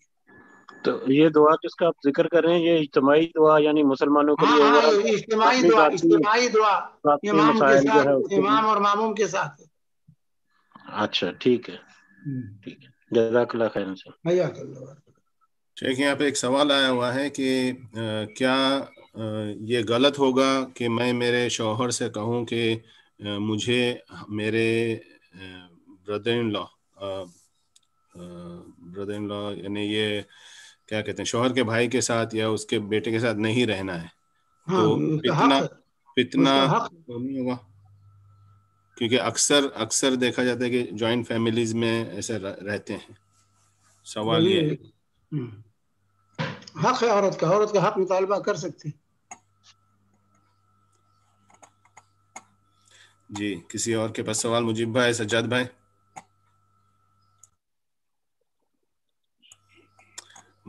مطلب بھائی آپ کے پاس سوال نہیں ہے آج انڈیا سے؟ نہیں سمیر بھائی، وہ جو سوال تھا ایک وہ پوچھ لیا نا آپ کو، بس وہی تھا. تو کل کے لیے رکھا ہوں انشاءاللہ، کچھ ہے تو کل پوچھنا میرے. کل درس ہے نا شیخ کا. ایک سوال تھا، پتہ نہیں مجھے بھائی نے پوچھا یا نہیں، جب میں یہاں اس پہ نہیں تھا. یوٹیوب پہ آیا ہوا سوال ہے کہ نقاب لگانا ضروری ہے کیا، اور گلوز؟ ہاں نقاب لگانا ضروری، انشاءاللہ آئندہ ذکر آئے گا، اس کی تفصیل آئے گی نقاب کی. سمجھے؟ آئندہ درس میں وہی چیزیں رہیں گی انشاءاللہ. نقاب لگانا ضروری. چہرہ اصل حسن، عورت کا اصل حسن اس کے چہرے میں ہے، اور چہرہ ہی کھل گیا تو کون سی زینت چھپائے گی؟ اصل زینت تو چہرے میں ہے. کسی عورت کو پسند کیا جاتا ہے، کسی عورت کی طرف جو رغبت ہوتی ہے اس کے چہرے کو دیکھ ہی کر رغبت ہوتی ہے. کوئی ہاتھ پیر دیکھ کر کسی عورت کو نہیں پسند کرتا. شادی میں اگر کوئی کہے کہ میں نہیں دکھاؤں گا، چہرہ نہیں دکھاؤں گا، جو ہاتھ دیکھ لو، پیٹھ دیکھ لو، پیر دیکھ لو، تو کوئی شخص نہیں پسند کرے گا. اصل حسن تو چہرے میں ہے، اور چہرہ ہی کھل گیا تو باقی کیا رہا؟ کون سی زینت باقی رہی؟ جزاک اللہ خیر شیخ. ویسے بھی یہ پورے ڈیٹیل میں ٹاپک آئے گی انشاءاللہ اگلے ہفتے. پھر یہ پردے کی ٹاپک انشاءاللہ کنٹینیو ہوگی اگلے ہفتے، تو انشاءاللہ ہم اس سے مستفید ہو سکتے ہیں. اور کوئی سوال نہیں ہے یوٹیوب پہ سمیر؟ اگر آپ چاہیں تو یہ آلریڈی 3 بج گئے ہیں، کافی وقت ہو گیا ہے، تو بیٹر بند کر دیں اور انشاءاللہ اگلے ہفتے کنٹینیو کریں. دیکھیے یہ دعا ہے، ثابت ہے؟ نہیں، یہ دعا نہیں ثابت ہے، یہ تو قیامت کی نشانی ہے. ٹھیک ہے چلیے بند کیجیے. شیخ کے 2 درس ہوتے ہیں، اور ہفتے کے دن ہوتے ہیں جس میں قرآن کی تفسیر، کوئی آیت لی جاتی ہے اس کی تفسیر ہوتی ہے، اور پیر کے دن بھی شیخ کا درس ہوتا ہے جس میں خلفائے راشدین کے بارے میں بھی فی الحال چل رہا ہے. تو آپ سے گزارش ہے کہ اس کو اٹینڈ کیجیے، اور اگر آپ کو معلوم بھی ہے تو آپ کا اس میں آپ کی علم میں اور اضافہ ہوگا. ہو سکتا ہے کافی ایسے معاملات ہوتے ہیں جو ہم کو نہیں پتہ ہوتے اور ہم کو اس میں معلومات ملتی ہے. جزاک اللہ خیرن. سمیر، اور ایک سوال چیٹ پہ آیا ہے، اگر آپ کو لینا ہے تو لے لیجئے، یا تو پھر بند کیجئے، اگلے ہفتے کے لیے رکھیے گا. آلریڈی 3 بج گئے ہیں. السلام علیکم. ہفتے کے دن کون سا ٹائم ہوتا ہے کویت کا ٹائم؟ ہفتے کے دن کون سا ٹائم ہوتا ہے؟ ہفتے کے دن جو ہے 7:30 بجے. 7:30 لیکن لنک اور دوسری لنک ہے، یہ لنک نہیں ہے اس کی، اور وہ لنک اگر سمیر اس زوم کے چیٹ میں ڈال دیجئے وہ لنک، تاکہ یا تو اگر آپ کو یہ جہاں سے یہ لنک ملی ہے اسی لنک کے اندر دیا گیا تھا، واٹس ایپ کی جو لنک ملی ہے اس کے اندر شیخ کے دونوں دروس کی لنک ہے، وہاں سے آپ لے سکتے ہیں شیخ کے دروس کے لنکس. 7:30 بجے ٹائم ہے قطر اور کویت اور سعودی کے، اور اسی حساب سے انڈیا کے تقریباً 10 بج جاتے ہیں. یہ لنک میں نے آسک فتویٰ لیڈیز سے لی تھی، تو اسی کے اندر نیچے جائیں گے، اسی لنک کے اندر تو اور لنکس مل جائیں گے آپ کو. ویسے بھی ہم فتویٰ لیڈیز میں یہ کہیں گے کہ یہ شیخ کے باقی کے درس کے لنک بھی ڈال دیں. ٹھیک ہے، تھینک یو، جزاک اللہ خیر. منڈے وہ دوسری بھی لنک ڈال دینے کو بولنا ذرا. بالکل بالکل، یہ چیٹ میں ڈال دیا. اچھا، جزاک اللہ خیر.